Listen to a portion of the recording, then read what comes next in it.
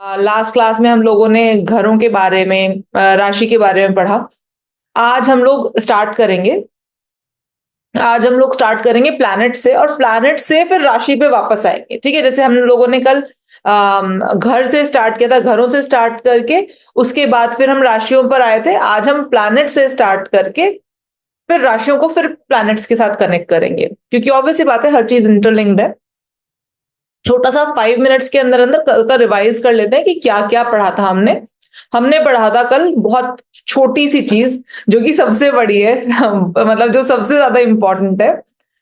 हमने पढ़ा था कि कितने घर होते हैं। 12 घर होते हैं। एक कुंडली में 12 घर होते हैं, चाहे वो नॉर्थ इंडियन स्टाइल की कुंडली हो, चाहे वो साउथ इंडियन स्टाइल की कुंडली हो। दोनों ही तरह की कुंडली में 12 घर होते हैं। ठीक है, और 12 घर अपनी अपनी विशेषताएं रखते हैं। जैसे पहला घर हमारा खुद का है, दूसरा घर हमारे खाने का है, मतलब जो हम इनटेक करते हैं, जो हम इकट्ठा करते हैं बेसिकली, जिससे हमारा पोषण होता है, चाहे वो हमारी वेल्थ हो, चाहे हमारा खाना हो, चाहे वो हमारी फैमिली हो, चाहे वो हमारे संस्कार हो। सेकंड घर उसका है।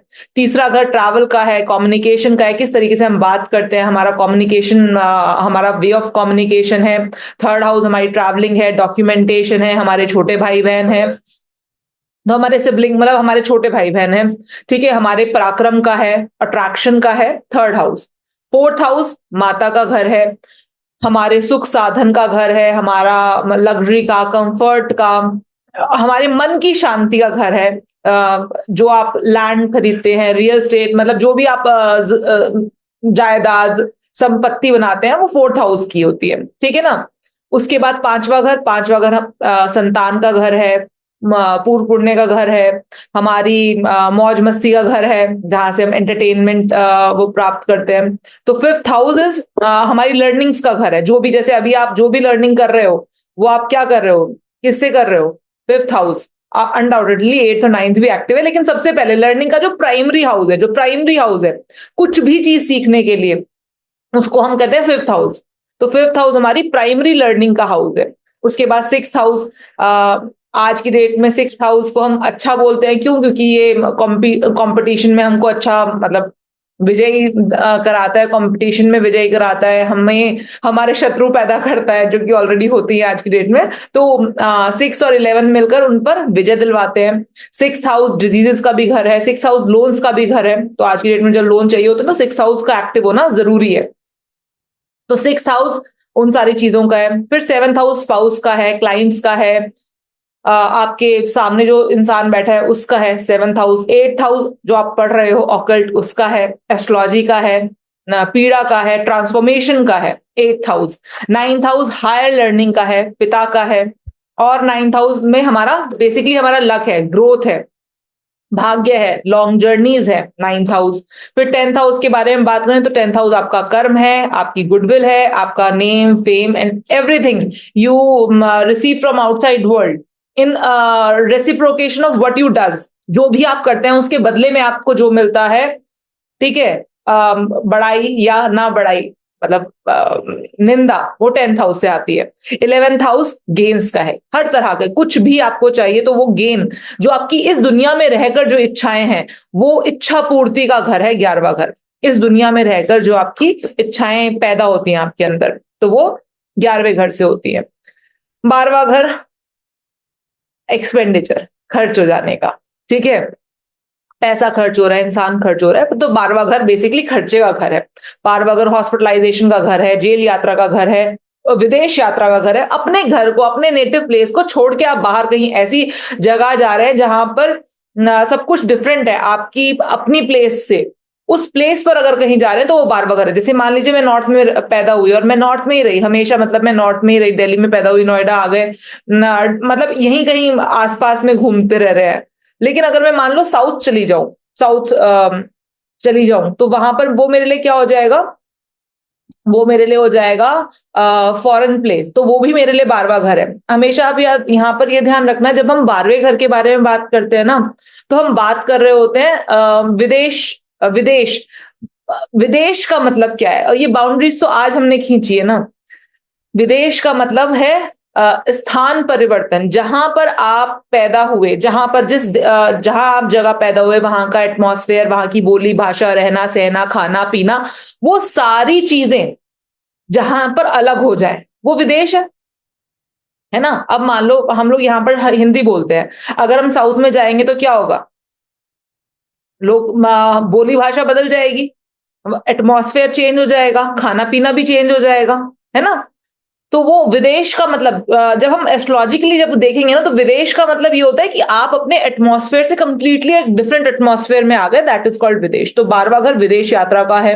12वां घर बेसिकली कहीं ना कहीं एक मानसिक उद्विग्नता का भी होता है, मतलब एक डिस्टर्बेंसेस का। लेकिन इन सबको क्लीन कैसे किया जा सकता है, सही कैसे रखा जा सकता है, मेडिटेशन करके और लॉन्ग टर्म इन्वेस्टमेंट्स करके, ठीक है ना। और सिंपल सी बात है। तो आई थिंक हाउसेस में हमने ये सारी चीजें पढ़ ली थी कल। उसके बाद हमने पढ़ी थी राशियों में हमने एक बहुत शॉर्ट देखा था, शॉर्ट तरीके से राशियों को देखा था। आज उनको थोड़ा लंबे तरीके से देखेंगे, लेकिन पहले पहले हम घरों की बात करेंगे, सॉरी, पहले हम प्लैनेट्स की बात करेंगे। कल हमने बात की कि जो घर होते हैं, जो भाव होते हैं, 12 भाव होते हैं, कुंडली में 12 भाव होते हैं, और पहला भाव जहां है वहीं रहेगा, दूसरा भाव जहां है वहीं रहेगा, तीसरा हाउस जहां है वहीं रहेगा, वहां से हिल नहीं सकते हैं, है ना। लेकिन राशियां क्या है, राशियों को हमने कंपेयर किया था एटमॉस्फेयर से।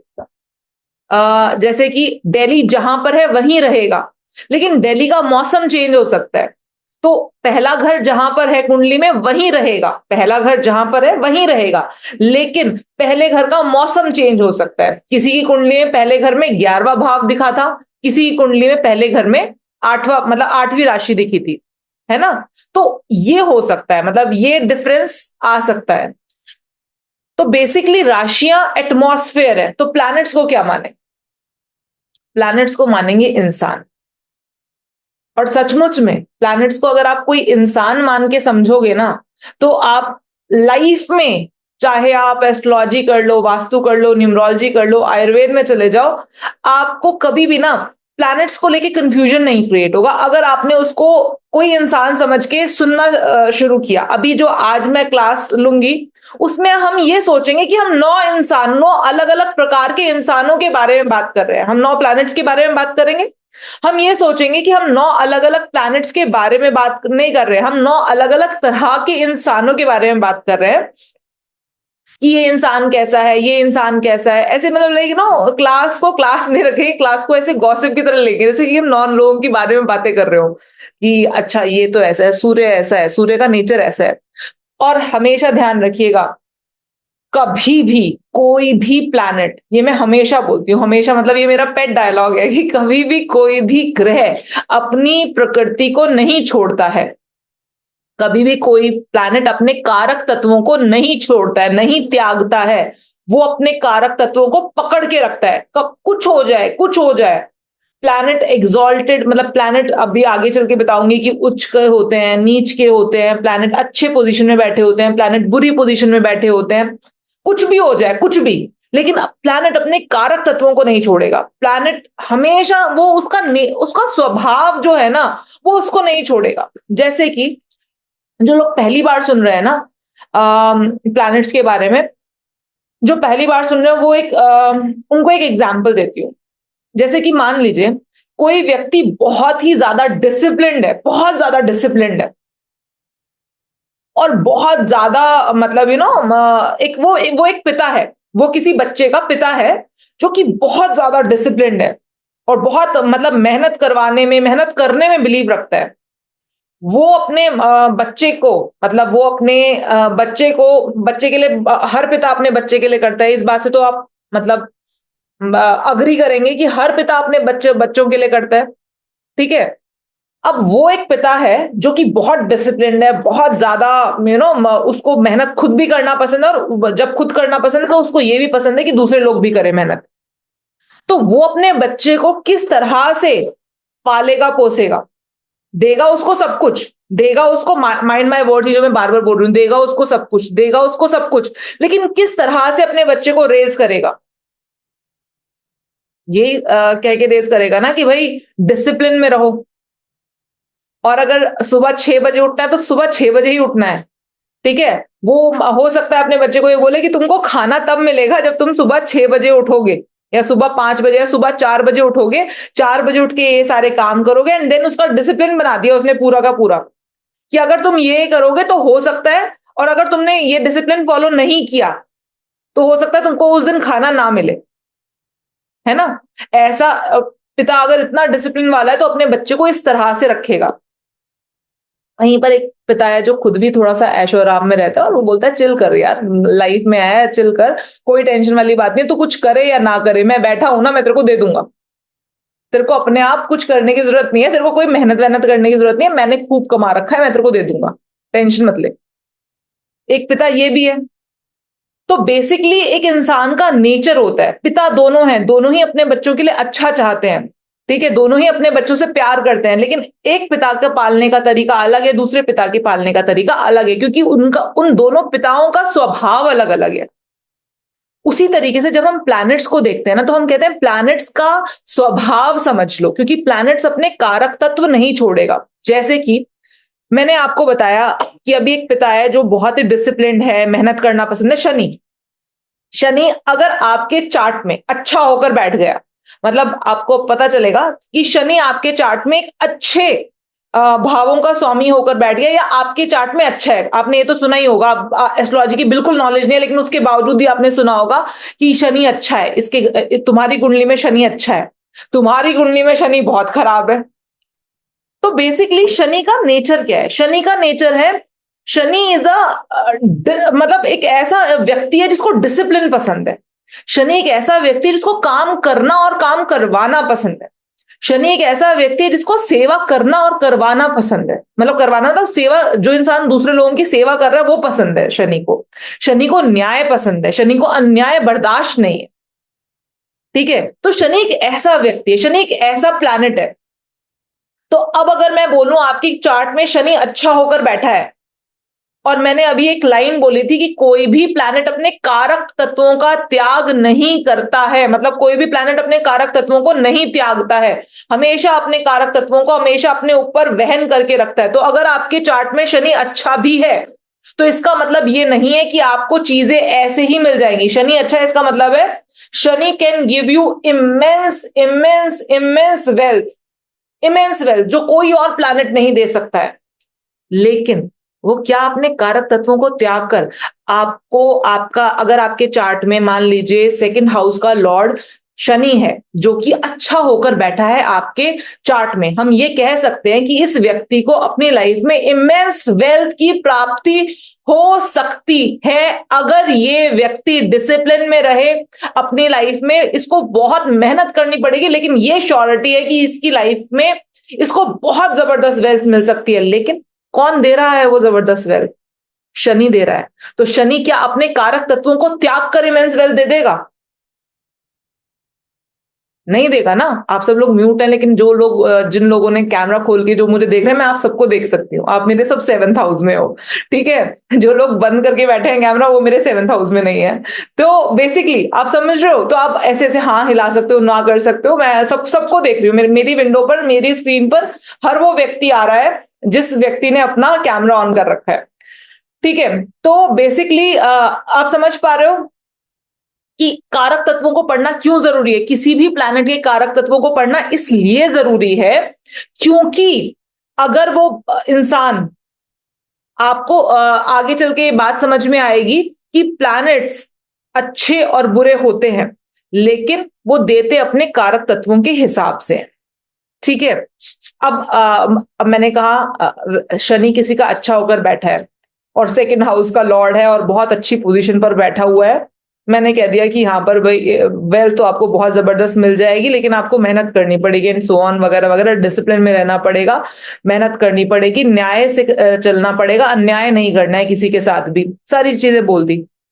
अब एक ऐसा प्लैनेट जो अच्छा होकर बैठा है तब आपसे मेहनत करवाएगा। ठीक है, तब आपसे बहुत आपको देगा, लेकिन आपको टेस्ट करने के बाद देगा। और वहीं हमने शनि को क्रूर हमने शनि को पापी ग्रह क्यों कहा? पापी नहीं है वो, मेलेफिक नहीं है वो। हमने पापी इसलिए कहते हैं क्योंकि हमें लगा कि अरे बुरा होके बैठ जाए, तब इंसान को अच्छे से, मतलब तब इंसान को नानी याद दिला देता है। क्यों? क्योंकि ऑब्वियस सी बात है, जब वो किसी के चार्ट में अच्छा होकर बैठा है तब उससे मेहनत करवा रहा है, तो जब किसी के चार्ट में बुरी स्थिति में बैठ गया तब उसके लिए क्या क्या लाइफ में ऑफर करेगा उसको। That is something challenging thing. तो आज हम लोग पढ़ेंगे प्लैनेट्स के कारक तत्वों के बारे में, कि कौन सा प्लैनेट का नेचर क्या है, इस प्लैनेट का क्या नेचर है, कौन सा प्लैनेट किस स्वभाव का है। क्योंकि कोई भी इंसान, कोई भी व्यक्ति, चाहे वो किसी भी रोल में क्यों ना हो, वो अपना बेसिक स्वभाव नहीं बदलता है। मेरा बेसिक स्वभाव, जैसे अभी आप लोगों को पता चला होगा, मेरा थोड़ा बेसिक स्वभाव है, बहुत थोड़ा तेजी में हूं मैं, मतलब तेजी में इन द सेंस कि मैं धीरे नहीं बोल पाती, मेरी आवाज में मेरा बोलने की लय है वो थोड़ी तेज है ना। ऑल्दो मैंने बहुत प्रैक्टिस की है इसके ऊपर कि मैं इसको कम कर लूं, मैं इसको स्लो डाउन कर लूं। मेरे बच्चे भी बोला करते थे जब मैं सीए में पढ़ाया करती थी ना, मैम आप बड़ी जल्दी बोल जाते हो, बड़ी जल्दी बोल जाते हो आप। तो मैंने कोशिश की है कि मैं इसको थोड़ा स्लो डाउन कर लूं, लेकिन क्या करूं, मेरा दिमाग जिस स्पीड में चलता है ना, उस स्पीड में मेरी जबान चलने लग जाती है, एंड देन आई फील कि मैं बहुत तेज हो गई हूं, आई शुड स्लो डाउन। तो मैं स्लो कर लेती हूँ। तो ये मेरा स्वभाव है, जल्दबाजी, थोड़ा सा बहुत जल्दी करना चीजों को, ये मेरा बेसिक स्वभाव है। तो वो मैं बेसिक स्वभाव, चाहे मैं आपके साथ हूं, मैं तब भी उसे बदल नहीं पाऊंगी। कोशिश करूंगी, थोड़ी देर के लिए होगा, फिर वापस से अपने नॉर्मल रूटीन, मतलब नॉर्मल, जैसी मैं नॉर्मल होंगी मैं वैसी थोड़ा तेज हो जाऊंगी। और मैं वो स्वभाव अपने घर पर भी नहीं बदल पाऊंगी। मेरा चीजों को जल्दी करना मेरा स्वभाव है। तो कोई भी इंसान अपनी प्रकृति का त्याग नहीं कर पाता। वो कोई भी काम करता है, चाहे वो फिर कोई भी काम हो, मैं प्रोफेशनली काम करूं, मैं पर्सनली काम करूं, मैं अपने स्वभाव को बदल नहीं पाऊं। ठीक है, तो चलिए यहां पर बात करते हैं। अब बात करते हैं सबसे पहले, शनि से बात स्टार्ट हुई है तो शनि की बात करते हैं कि शनि क्या है। शनि, जैसे कि मैंने आपको बताया कि शनि एक ऐसा प्लैनेट है, उसका स्वभाव कैसा है। अभी इसको हम व्यक्ति मानेंगे, हाँ, कि शनि एक व्यक्ति है। अब शनि एक कैसा व्यक्ति है? शनि, आई थिंक सबसे ज्यादा अगर फेयर प्लैनेट कोई है ना, तो वो शनि है। क्योंकि शनि इतनी सी भी अनफेयरनेस बर्दाश्त नहीं कर सकता, अन्याय बर्दाश्त नहीं कर सकता, अन्याय बर्दाश्त नहीं कर सकता। वो कहता है कि आपने जैसा किया है मैं आपको एग्जैक्टली वैसा ही दे दूंगा, ना उससे कम ना उससे ज्यादा। शनि न्यायप्रिय प्लैनेट है। शनि डिसिप्लिन चाहता है। शनि, हम हमेशा सोचते हैं शनि बेसिकली कर्म का प्लैनेट है, उसका जो कारक तत्व है ना, शनि का कारक तत्व वो कर्म है, आपके कर्म। तो हम हमेशा सोचते हैं कि शनि ना कर्म है। शनि कर्म तो है ही है, शनि समय तो है ही है, कि आपने इस समय में कैसे कर्म किए वो आपको समय ही बता देगा कि आपने कैसे कर्म किए, उसका रिजल्ट आपको पता चल जाएगा। लेकिन शनि उसके साथ साथ, जो बहुत कई कई बार हम बहुत बहुत बाद में समझ पाते हैं, जब हम एस्ट्रोलॉजी में बहुत आगे बढ़ जाते हैं ना, तब हम समझ पाते हैं कि शनि एक्चुअल में कर्म से ज्यादा जो निचली जाति के या जिनके साथ जो गरीब लोग हैं उनके लिए करना भी है। शनि एक ऐसा व्यक्ति है जो कि असहाय की सहायता करने वाला प्लैनेट है, जिसके साथ फेयर नहीं हो रहा उसके लिए खड़े होने वाला प्लैनेट है। तो शनि इज अ प्लैनेट जो आपको कहता है काम करो, मेहनत करो, डिसिप्लिन में रहो, ऑर्गेनाइज नहीं, डिसिप्लिन में रहो। ठीक है, मेहनत करो, और किसी भी ऐसे व्यक्ति की जो बहुत ज्यादा मेहनत कर रहा हो, परिश्रम कर रहा हो, दुखी हो, गरीब हो, लंगड़ा हो, मतलब हैंडीकैप्ड हो, उसकी उससे बेकार व्यवहार मत करो, उससे गलत व्यवहार मत करो। ठीक है, किसी के साथ बुरा मत करो, एक्चुअल में बुरा, किसी के साथ एक्चुअल में बुरा मत करो। This is called Shani. ये शनि, आपको समझ में आया होगा शनि कैसा इंसान है। और शनि एक अम, हिंदी में पापी और इंग्लिश में मैलेफिक ग्रह कहा गया है। पापी ग्रह नहीं है एक्चुअली, क्योंकि हम तो इंसान है ना, हमने कहा रे ये तो सजा देने वाला ग्रह है, इसको तो पापी बोल दो। ठीक है, तो शनि को मैलेफिक्स कहा गया है, क्योंकि शनि पापी ग्रह इसलिए बोला गया शनि को, क्योंकि ये माफ नहीं करता, इसकी डिक्शनरी में माफी नहीं है। अब मैं आपको बोलूं, आप चलो आपको शनि परेशान कर रहा है, चलो एक काम करो, आप ना शनि की चालीसा पढ़ना स्टार्ट कर दो, शनि की आगे जाके दिए बत्ती शुरू कर दो जलाना। अरे शनि जज है।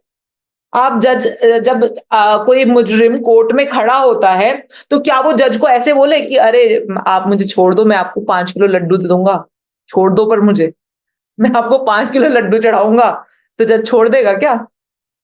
बोलो बताओ, छोड़ेगा? शनि जज है और हम वही कर रहे हैं, हम जाके भगवान जी बस बस हो गया, बहुत हो गया, हम आपके सामने धूप बत्ती कर रहे हैं, दिया बत्ती कर रहे हैं, लो प्रसाद चढ़ा रहे हैं हम आपको। ऐसा नहीं होता है। Shani is not a Shani को पापी ग्रह इसीलिए बोला गया है, शनि को एक मेलेफिक इसलिए बोला गया है क्योंकि शनि माफ नहीं करता। शनि आपकी सजा कम कर सकता है आपके गुड बिहेवियर को देखकर, जैसे कि जज आपकी सजा कम कर सकता है, लेकिन सजा तो होगी, लेकिन आपकी सजा कम हो सकती है आपके गुड बिहेवियर को देखकर। लेकिन आप ये कह दो कि शनि माफ कर देगा, शनि वो कर देगा कि चलो ठीक है जाने दो कोई बात नहीं, वो नहीं होगा। चाहे आप कितनी भी धूप बत्ती जलाओ और कितनी भी शनि की मूर्तियां बना बना के उसको तेल से नहलाते रहो, ठीक है, तो इट इज कॉल्ड शनि। इसी वजह से ये मेलेफिक है और इसी वजह से ये पापी ग्रहों की कैटेगरी में आ गया। एक सेकेंड, बैठ जाओ, ठीक है। तो शनि ये है। उसके बाद हम बात करते हैं शनि, और अब जब हमने शनि की बात की तो एक बार सूर्य की भी बात कर ही लेते हैं, क्योंकि दोनों बाप बेटे भी हैं और दोनों शत्रु भी हैं। सूर्य सूर्य अब जैसे कि शनि क्या है, शनि एक काला बच्चा था जिसको उसके पिता ने त्याग दिया था, ये कहकर कि ये तो मेरा हो ही नहीं सकता, क्योंकि ये तो बहुत ही काला है और बहुत ही कुरूप है। तो मतलब त्याग दिया था सूर्य ने, अपने पुत्र को ये कह के त्याग दिया था कि ये कुरूप है। और ये बहुत बड़ा अन्याय था शनि के साथ, जिसका इस वजह से उनको बोला गया कि अब ये सबके न्याय के लिए लड़ते हैं, अब ये सबको न्याय दिलवाते हैं। तो सूर्य सूर्य एक ऐसा प्लैनेट है जिसको पापी ग्रह नहीं बोला गया है, ये मेलेफिक नहीं है। ये मेलेफिक नहीं है, इसको लेकिन क्रूर ग्रह बोला गया। क्रूर क्यों बोला गया? क्योंकि सूर्य को पापी बोल दोगे और सूर्य को पापी कह दोगे तो कैसे बात चलेगी? सूर्य के बिना जीवन है क्या? पॉसिबल ही नहीं है, हम जीवित ही नहीं रह सकते। तो सूर्य के बिना जीवन नहीं है। सूर्य सूर्य के बिना जीवन नहीं है। सूर्य राजा है। सूर्य सारे ग्रहों में अगर मैं बात करूं जो भी हम पढ़ने जा रहे हैं, सूर्य राजा है, सबका पालन पोषण करता है। हाँ, अहंकार है, ऑब्वियस सी बात है। और अहंकार का मतलब अगर अपनी तेज चरम सीमा पर आ जाए तो जला के खाक कर सकता है, राख कर सकता है। आपने बहुत, इनफैक्ट क्रूर इसलिए बोला गया क्योंकि आपने देखा होगा अभी पीछे न्यूज आ रही थी, हीट वेव से इतने लोग मर गए, लू चलने से इतने लोग मर गए, अब धूप ने इतना ज्यादा, मतलब हीट इतनी ज्यादा हो गई थी कि इतने लोग ऐसे मतलब बीमार हो गए, और सब इसलिए क्रूर है। तो हम कहते हैं सूर्य में अहंकार है, सूर्य में अहंकार है, लेकिन ऑब्वियस सी बात है वो अहंकार बिना बात का अहंकार नहीं है। वो अहंकार किस वजह से है? क्योंकि उसमें उतना तेज है, उतनी उतनी रोशनी है सूर्य में। सूर्य एडमिनिस्ट्रेटिव क्वालिटीज को दर्शाता है। व्यवस्था को चलाने के लिए जो एनर्जी जरूरी है वो सूर्य से मिलती है। हमारी जितनी गवर्नमेंट अथॉरिटीज हैं वो सूर्य से रूल होती हैं, गवर्नमेंट सूर्य से रूल होती है। तो सूर्य एक ऐसा व्यक्ति है जिसको ऐसा लगता है, जैसे अब राजा है, आप राजा को देखो, अब राजा राजा को कैसा लगता है? अगर आप राजा के लिए कुछ कर रहे हैं तो राजा को कैसा लगेगा? राजा आपके लिए ऑब्लाइज्ड होगा, आपके लिए, या फिर उसको लगेगा okay fine, it is completely good, मेरे लिए तो करना ही चाहिए लोगों को, ये तो उन लोगों की ड्यूटी है, क्योंकि मैं इनके लिए करता हूं, ये मेरे लिए कर रहे हैं, it's okay, good, good enough. तो ये जो एक काइंड ऑफ सुपीरियरिटी कॉम्प्लेक्स होता है ना, वो सूर्य में है। सूर्य में वो एक सुपीरियरिटी कॉम्प्लेक्स है, ठीक है। सूर्य में एक लोगों को साथ लेकर चलने की भावना नहीं है उसको, वो अकेला, वो लीडर है बेसिकली। उसके पीछे लोग चलें, उसके साथ नहीं। उसके पीछे लोग चले लेकिन उसके साथ नहीं, वो सूर्य है। तो सूर्य को एज अ व्यक्ति आप समझ पा रहे हो कि सूर्य क्या है एग्जैक्टली, ठीक है। उसके बाद बात करते हैं सूर्य। ध्यान रखना, सूर्य को मैंने क्या बोला, क्रूर ग्रह। ये पापी ग्रह नहीं है, ये मेलेफिक्स में नहीं आता है। इंग्लिश में मेलेफिक बोलते हैं, हिंदी में पापी बोलते हैं, ठीक है। तो ये क्रूर ग्रह है, काफी ज्यादा सख्त सा ग्रह है, ठीक है। उसके बाद बात करते हैं, हम सूर्य की बात हुई है तो एक और सूर्य को हम ल्यूमिनरी बोलते हैं। ल्यूमिनरी किसको कहते हैं? एक दृश्य ग्रह जो चमक रहा है, जो हम अपनी आंखों से अपनी नेकेड आंखों से देख सकते हैं, तो ल्यूमिनरी कहते हैं हम इसको, रोशनी का स्रोत। अब एक तो एक ऐसा ग्रह है हमारे पास सूर्य, जो हम अपनी आंखों से देख पाते हैं। दूसरा कौन सा ग्रह है? चंद्रमा, है ना, वो दूसरी ल्यूमिनरी है। सूर्य हमारी आत्मा है, हमारी आत्मा। जनरली आत्मा कारक कहा जाता है सूर्य को, जनरली आत्मा कारक कहा जाता है। वहीं पर दूसरी ल्यूमिनरी मून। सूर्य में एक चीज और लिख लेना, सूर्य हमारी आत्मा का कारक है। सूर्य हमारी ये चीज दिखाता है, हमारी बेसिक, जो हमारी बेसिक इच्छा होती है ना, जो हमारी बहुत कोर इच्छा होती है, जिसको कई बार हम खुद नहीं जानते हैं, सूर्य वो भी रिप्रेजेंट करता है। फिर उसके बाद आती है बात चंद्रमा की। जैसे सूर्य को मैंने बोला लीडर है, रोशनी देने वाला है, इसके बिना जीवन नहीं है। चंद्रमा के लिए ऐसा कुछ कहेंगे क्या, इसके बिना जीवन नहीं है, इसके ये रोशनी देने वाला है? इसको तो खुद ही रोशनी, ये चमक ही क्यों रहा है? चंद्रमा चमक ही क्यों रहा है? सूर्य की रोशनी की वजह से ही तो चमक रहा है ना। बेसिकली जैसे मैंने बोला सूर्य आत्मा है, तो चंद्रमा क्या है? चंद्रमा हमारा मन है। मन, मन कब आया? जब आत्मा ने शरीर धारण किया तभी तो मन आया। ये जो मन ने जो रूप लिया, या मन का जो जो भी अस्तित्व है मन का, ये मन का अस्तित्व जब इस आत्मा ने एक शरीर को धारण किया तब तो मन आया, उससे पहले मन नहीं था। तो ये जो मन है, इसका अस्तित्व ही क्यों है? चंद्रमा दिखाई ही क्यों दे रहा है? सूर्य की वजह से। तो बेसिकली चंद्रमा हमारा मन है। और भारतीय ज्योतिष शास्त्र में, भारतीय ज्योतिष शास्त्र में चंद्रमा को एक बहुत ज्यादा इंपॉर्टेंट रोल प्ले किया है चंद्रमा ने। क्योंकि जो हमारे ऋषि मुनि थे, उनको ये बात पता थी कि सिर्फ और सिर्फ एक ही प्लैनेट है जो आपको बचपन से लेकर, या आपके पैदा होने से लेकर आपके मरने तक आपको घुमाएगा, ऐसे उंगलियों पे नचाएगा, ठीक है। अगर आप सोच के देखो, आप अगर अपने मन को कंट्रोल कर सको, आप अपने मन पे पूरी तरीके से काबू कर सको, तो आपकी लाइफ में कोई एक भी प्रॉब्लम बचेगी? कोई एक भी प्रॉब्लम, कोई मुझे एक प्रॉब्लम बताए क्या ये प्रॉब्लम बच जाएगी? अगर मन पे काबू कर भी लिया तो भी ये प्रॉब्लम बच जाएगी। मैं चैट में देख रही हूँ, कोई अगर कोई किसी के मन में कोई ऐसा कोई एक विचार आता है, मतलब कोई कोई भी ऐसा विचार आता है कि हाँ भाई बची रह जाएगी, तो प्लीज, हाँ। अरे ये क्या हो गया?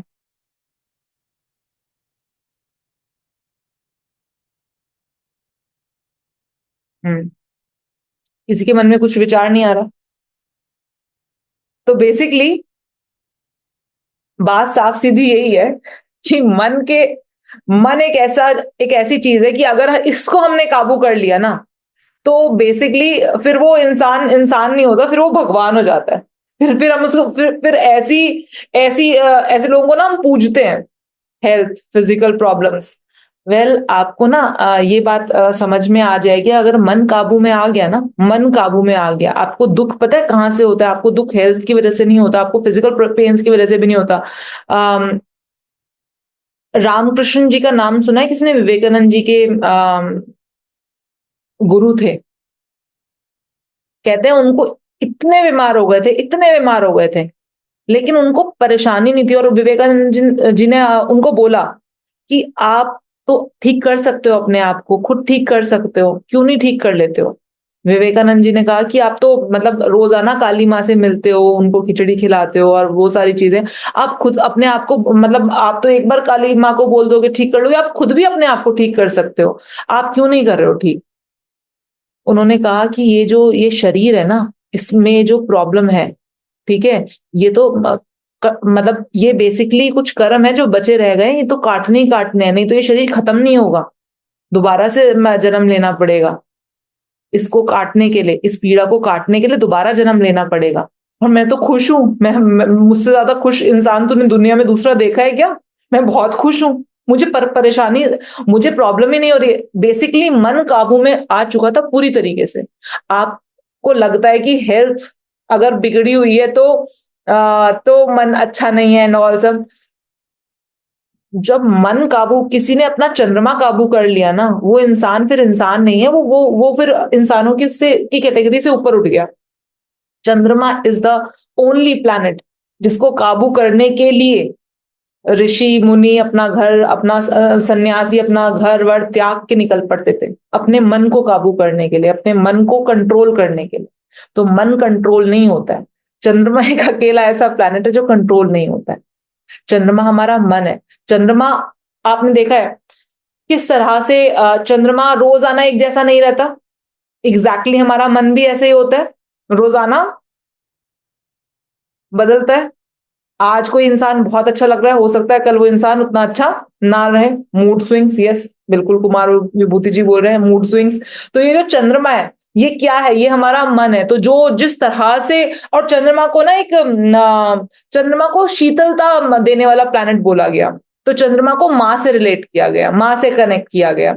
जैसे सूर्य पिता का कारक है, वैसे ही चंद्रमा को माता का कारक माना गया।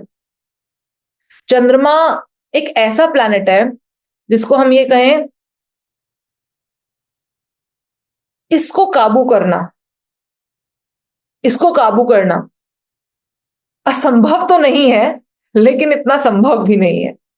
ठीक है, इसको काबू करना बहुत ही ज्यादा प्रॉब्लम वाला काम है। चंद्रमा एक ऐसा व्यक्ति है जो रोज बदल जाएगा, जिसके ऊपर विश्वास करना थोड़ा मुश्किल है। ऑल तो सौम्य ग्रह है, बेनिफिक ग्रह माना गया, वैदिक में इसको बेनिफिक ग्रह माना गया, लेकिन तब भी इसके चेंज बहुत ज्यादा होते हैं। किसी भी व्यक्ति को, आपसे एक चीज पूछूंगी, हमारे ज्योतिष शास्त्र में चंद्रमा चंद्रमा को इतना ज्यादा महत्वपूर्ण क्यों माना गया, इतना इंपॉर्टेंस क्यों दी गई इसको? क्योंकि एक व्यक्ति क्या है, एक व्यक्ति का 99.9% उसका मन ही तो है। आपका मन है एस्ट्रोलॉजी पढ़ने का, इसी वजह से तो बैठे हो। और क्या कारण है आपके यहां बैठने का? आप मुझे बताओ, आपके यहां बैठने का और क्या दूसरा कारण है? आपका मन है एस्ट्रोलॉजी पढ़ने का यार, इसलिए बैठे हो। आप जो भी खाना खाते हो, जो भी खाना खाते हो, सुबह दोपहर शाम, किस वजह से खाते हो? आपका मन होता है कि यार ये खा लें, नहीं तो मतलब बेसिकली, नहीं तो हम एक ही खाना रोज खा सकते हैं, वही दाल रोटी एक बनाकर रख लें, उसी को सुबह दोपहर शाम खा लें। अलग अलग बदल बदल के क्यों खाते हो? क्योंकि मन उछट जाएगा एक खाना खाते हुए खाते। हमारे मन को वेराइटीज चाहिए खाने में, है ना? रोजाना डिफरेंट कपड़े क्यों पहनते हो? मन कर रहा होता है ना कि अलग, कुछ अलग पहने, फिर अब कुछ और अलग पहने। घूमने क्यों जाते हो? मन कर रहा होता है। आप अपनी लाइफ में जो भी डिसीजन लेते हो, आपको एक इंसान है जो टॉक्सिक है, हाँ, सुनना मेरी बात। आपकी लाइफ में कोई इंसान टॉक्सिक है, मतलब रोजाना आपको ऐसे कुछ ना कुछ गलत बोलता है, कुछ ना कुछ गलत कहता है, आप उसके साथ नहीं रह पाते हो। क्यों नहीं रह पाते हो? क्योंकि मन खराब होता है ना, इस वजह से। अदरवाइज क्या दिक्कत है, बोल रहा है बोलने दो, गाली दे रहा है देने दो, क्या फर्क पड़ता है, चीजें तोड़ रहा है तोड़ने दो, क्या ही फर्क पड़ता है। मन, चंद्रमा, आपका बेसिकली ये इस वजह से इतना ज्यादा ज्योतिष शास्त्र में इतना ज्यादा मून को इंपॉर्टेंस दी गई, इतनी ज्यादा मून को इंपॉर्टेंस दी गई कि व्यक्ति का मन कैसा है।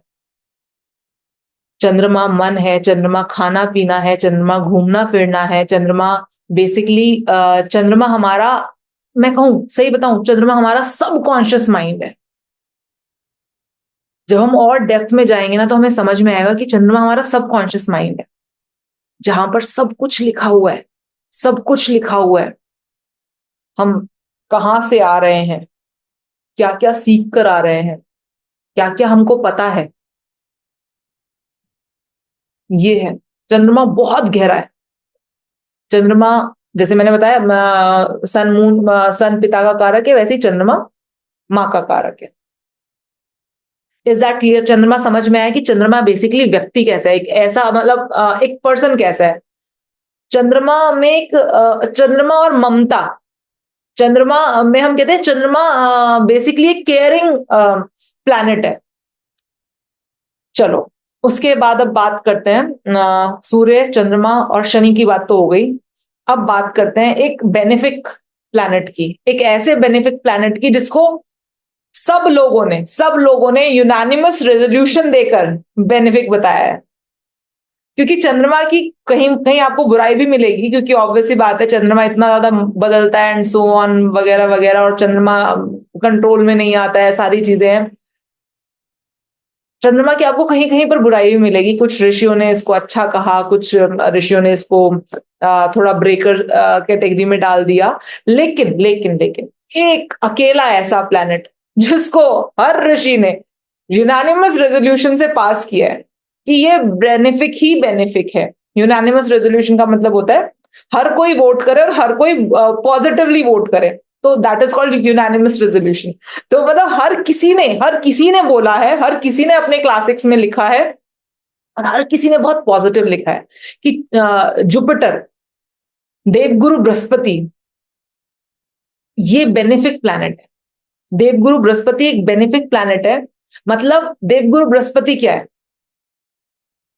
देवताओं के गुरु। देवता किसे कहा गया? देवता अच्छी क्वालिटीज को बोला गया, ठीक है।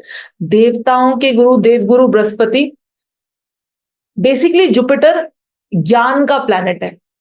माइंड माय वर्ड, हाँ मैं क्या बोल रही हूं यहां पर। जुपिटर का कारक तत्व क्या है? ज्ञान।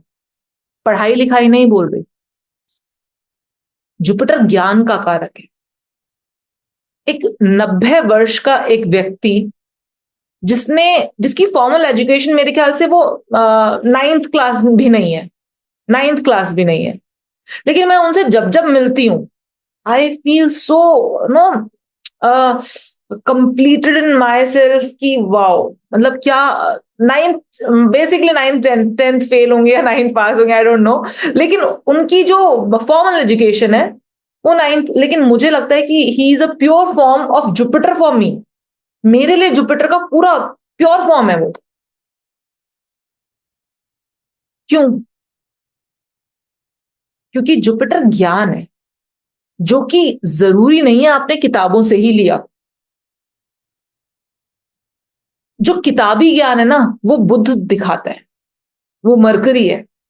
लेकिन ये जो कुछ लोग, जैसे कुछ बड़े बूढ़े होते हैं घर में, वो कुछ अपने एक्सपीरियंस से ऐसी बातें बोल जाते हैं जो शायद आपको कहीं पढ़ने में ना मिले, लेकिन वो जो वो बात बोल गए ना वो ज्ञान है, वो जुपिटर का ज्ञान है। विजडम, यहां लिख लो विजडम, वो समझदारी जो रटी नहीं जा सकती, वो सिर्फ होती है। कई बार आप देखोगे ना, आपको एक छोटे बच्चे में विजडम दिखाई दे जाएगी, एक बहुत छोटे बच्चे में, और कई बार एक बहुत बड़े बूढ़े व्यक्ति में भी वो विजडम की कमी नजर आती है। वो विजडम, वो समझदारी जुपिटर से आती है। जुपिटर एक बेनिफिक प्लैनेट है, एक शुभ ग्रह है। इसको शुभ ग्रह बोला गया। तो शुभ क्या है? यहां पर जुपिटर क्या कहता है? जुपिटर बोलता है यार मुझे ना अपने लिए कुछ नहीं चाहिए, तुम अगर सही काम कर रहे हो, तुम अपना नैतिकता पे हो, अगर तुम नैतिक हो, तुम बुरे काम नहीं कर रहे हो, तुम झूठ नहीं बोल रहे हो, तुम चोरी नहीं कर रहे हो, तुम ईमानदारी से अपना काम कर रहे हो, तुम नैतिकता पर हो, मैं तुमको जो तुम कहोगे वो दे दूंगा। मैं तुमको जो बेसिकली जुपिटर है ना, जुपिटर अमृत की बूंदे हैं, जहां जहां गिरती हैं वहां वहां को उस जगह को पवित्र कर देती है। वो अमृत की बूंद है जुपिटर। जुपिटर जैसे कि सन पिता का कारक था, मून माता का कारक था, जुपिटर क्या है? जुपिटर गुरु का कारक है। ठीक है, जुपिटर गुरु है। जैसे एक गुरु अपने शिष्य के लिए क्या चाहता है, बिना उससे कोई ब्लड रिलेशन हुए भी उसके लिए पॉजिटिव सोचता है ना, उसको चीजें देने की कोशिश करता है। उसी तरीके से गुरु है। गुरु जहां हो सकता है, अच्छा अब यहां पर आज जिस युग में हम रह रहे हैं उस युग में गुरु की एक जो एक थोड़ी सी प्रॉब्लम है, वो क्या है? इंसान बहुत ज्यादा जुपिटर पर्सनालिटी को ओढ़ के रखेगा तो शायद अपने लिए इतना अच्छा ना कर पाए जितना अच्छा दूसरों के लिए कर पाएगा। जुपिटर ट्रेड्स को बहुत ज्यादा ओढ़ लेने का आज के युग में ये थोड़ा सा नेगेटिव पॉइंट आ जाता है कि अपने लिए इतना अच्छा ना कर पाए, दूसरों के लिए बहुत ज्यादा अच्छा कर देगा। लेकिन जुपिटर वो है। क्लियर हुआ? जुपिटर का व्यक्तित्व क्लियर हुआ? जुपिटर, आप समझो एक चीज समझना, जुपिटर ज्ञान है, विजडम है। आपसे कहता है कि आप अपनी मॉरालिटी, अपनी नैतिकता बनाकर रखो और I will provide you what ever you want, या वट एवर।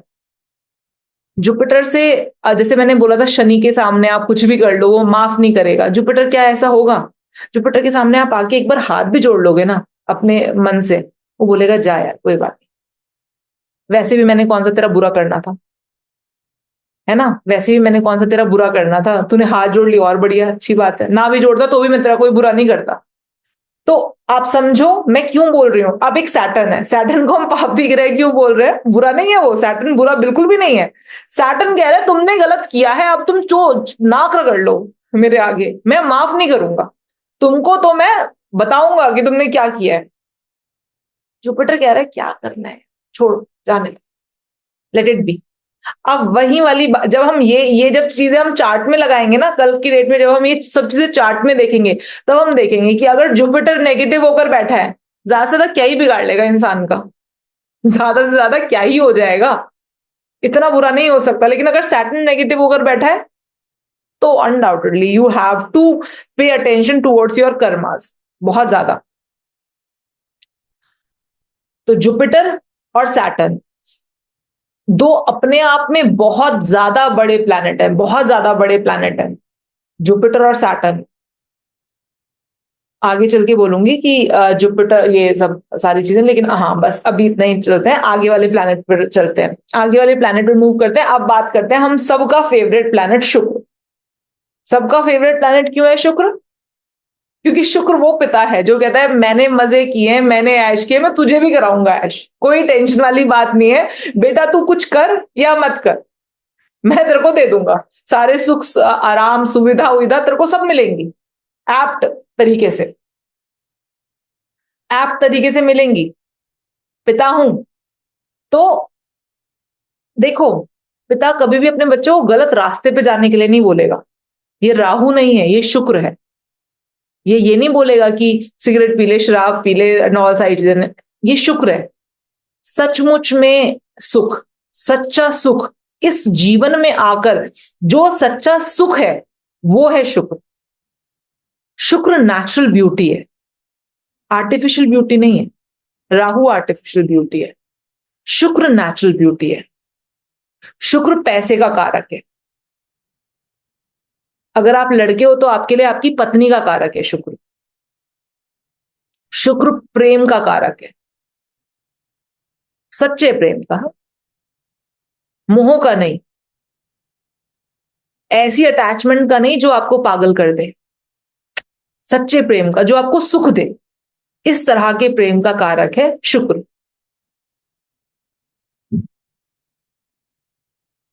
प्यार में लोगों ने अपनी नस काट ली, कोई कूद गया कहीं से नॉल, वो सारी चीजें, इतना प्यार था कि पागल ही हो गए नॉल, वगैरह वगैरह। वो राहु, वो उस तरह का प्यार राहु देता है। शुक्र आपको ऐसा प्रेम देता है जो राधा और कृष्ण ने था, कि ठीक है नहीं भी मिले लेकिन उसके बावजूद भी आज किसी भी मंदिर में जाते हो तो आप राधा कृष्ण की मूर्ति देखते हो, वो उस शुक्र के प्रेम का प्रतीक है। तो वो शुक्र, शुक्र बेसिकली वो प्रेम है। मोह कौन है? मोह राहु है, कि अगर ये नहीं मिला तो मर जाएंगे, काट देंगे, ये कर देंगे, वो कर देंगे, फलाना ढिमकाना। प्रेम शांति देता है, सुख देता है आपको, एंग्जाइटी नहीं देता। राहु एंग्जाइटी देता है। ठीक है, तो शुक्र क्या है? शुक्र जैसे अगर मैं अपने उसमें बात करूं तो शुक्र पर्सनल हाइजीन है, मेकअप नहीं है। मेकअप राहु है, शुक्र पर्सनल हाइजीन है। अम, शुक्र ओरिजिनल फूल है। शुक्र ओरिजिनल फूल है। शुक्र हर वो चीज है जो बहुत ही स्टैंडर्ड की है, अपनी पूरी सेगमेंट में, अपनी पूरी सेगमेंट में सबसे ऊपर वाला जो पॉइंट होता है ना, अपनी पूरी सेगमेंट में जो सबसे ऊपर वाला टॉप नॉच चीजें होती हैं वो शुक्र की होती हैं। आप देखोगे, आप गाड़ी लेने जाओगे तो आपको एक ही गाड़ी की सेगमेंट में बहुत सारे वेरिएंट्स मिलेंगे। टॉप मॉडल ये है, फिर उससे छोटे वाला मॉडल ये है, उससे मतलब गाड़ी बाहर से एक जैसी दिखाई दे रही है, ठीक है, लेकिन उसके अंदर बहुत सारे वेरिएशन मिलेंगे आपको, 4 से 5। जो सबसे टॉप मॉडल होगा वो सबसे महंगा होगा, वो शुक्र है बेसिकली। क्यों? क्योंकि उसमें बहुत ही बारीकी से हर चीज को देखकर उन्होंने कोई कसर नहीं छोड़ी है। जो टॉप मॉडल है उसमें वो अनडाउटेड सी बात है, महंगा, शुक्र महंगा होता है। शुक्र जो भी चीजें बहुत महंगी होती हैं वो शुक्र में आती हैं। बहुत महंगी इन द सेंस कि अपने सेगमेंट में सबसे महंगी होती है, जिनमें कोई कमी नहीं होती, वो शुक्र में आती है। शुक्र डिस्क्रिमिनेशन की पावर रखता है। शुक्र का टेस्ट बहुत अच्छा है। किसी कहते हैं किसी का टेस्ट बहुत अच्छा है, वो शुक्र है। शुक्र को लग्जरी चाहिए। शुक्र कंफर्ट का कारक है, लग्जरी का कारक है, कंफर्ट का कारक है, अपना आराम का कारक है। शुक्र वाला व्यक्ति, चाहे जो शुक्र से प्रभावित व्यक्ति है, ऐसा व्यक्ति, अब मैं रंग रूप की बात नहीं कर रही, गोरा होगा, काला होगा, नाटा होगा, लंबा होगा, मोटा होगा, पतला होगा, कैसा भी हो, बट वो अट्रैक्टिव होगा। आप उसको देखकर अट्रैक्टिव, मतलब एक होता ना किसी को देखकर ऐसा लगता है कि यार इसको देखो, अच्छा है ये आदमी, उसके अंदर से वो पॉजिटिव वाइब्स आपको फील होती हैं। दैट इज कॉल्ड शुक्र। वो शुक्र का, वो शुक्र के कारक तत्व है।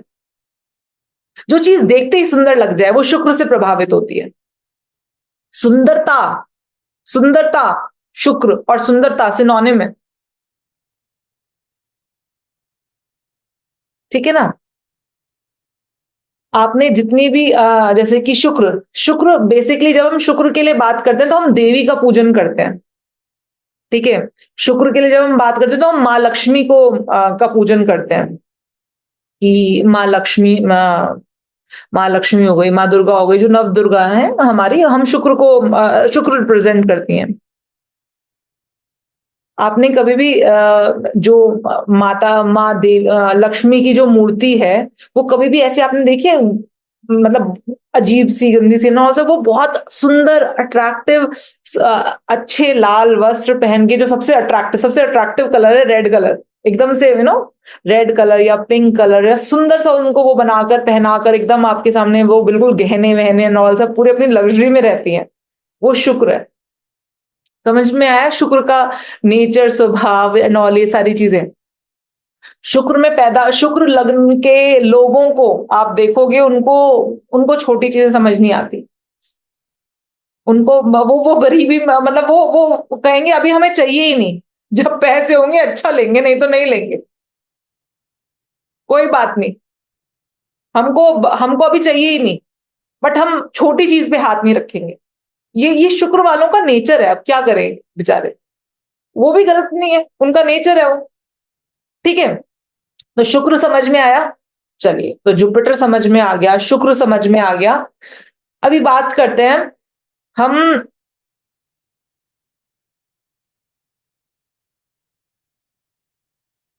बुध की, है ना, क्योंकि बुध एक और बेनिफिक प्लैनेट बचा है। हमने गुरु बेनिफिक कर लिया, शुक्र बेनिफिक कर लिया, बुध एक बेनिफिक हो गया, मून बेनिफिक कर लिया। तो चार प्लैनेट्स हमने बेनिफिक के किए, अभी बुध बेनिफिक का करते हैं। बुध भी एक बेनिफिक प्लैनेट है। बुध के लिए ना एक चीज, एक कहानी आती है हमारे, मतलब आप पढ़ोगे, आप कभी ऐसे टीवी वगैरह भी देखते होगे, तो एक कहानी आपने सुनी होगी या देखी होगी। इन कहानियों की सच्चाइयों पे मत जाना। ये कहानी पता है क्यों बनी थी? क्योंकि हमारे जो ऋषि थे ना, उनको पता था कि ये जो जनता है ना, ये जो पब्लिक है, ये थोड़ी सी नासमझ है, थोड़ी कमजोर है। इनको अगर हम सीधी सीधी बात बताएंगे तो ये भूल जाएंगे। कहानियों में पिरो दो, मैसेजेस को कहानियों में पिरो दो, तो ये कहानियां लंबे समय तक चलती रहेंगी, चलती रहेंगी, चलती रहेंगी। शास्त्र मिट भी गए तो भी कहानियां चलती रहेंगी, चलती रहेंगी और जीवित रहेंगी। कहानियां मरती नहीं है। इस वजह से जो मैसेजेस थे उनको कहानियों में पिरो के बताया गया। बेसिकली बुद्ध एक अम, बुद्ध एक इलेजिटिमेट चाइल्ड है। किसका?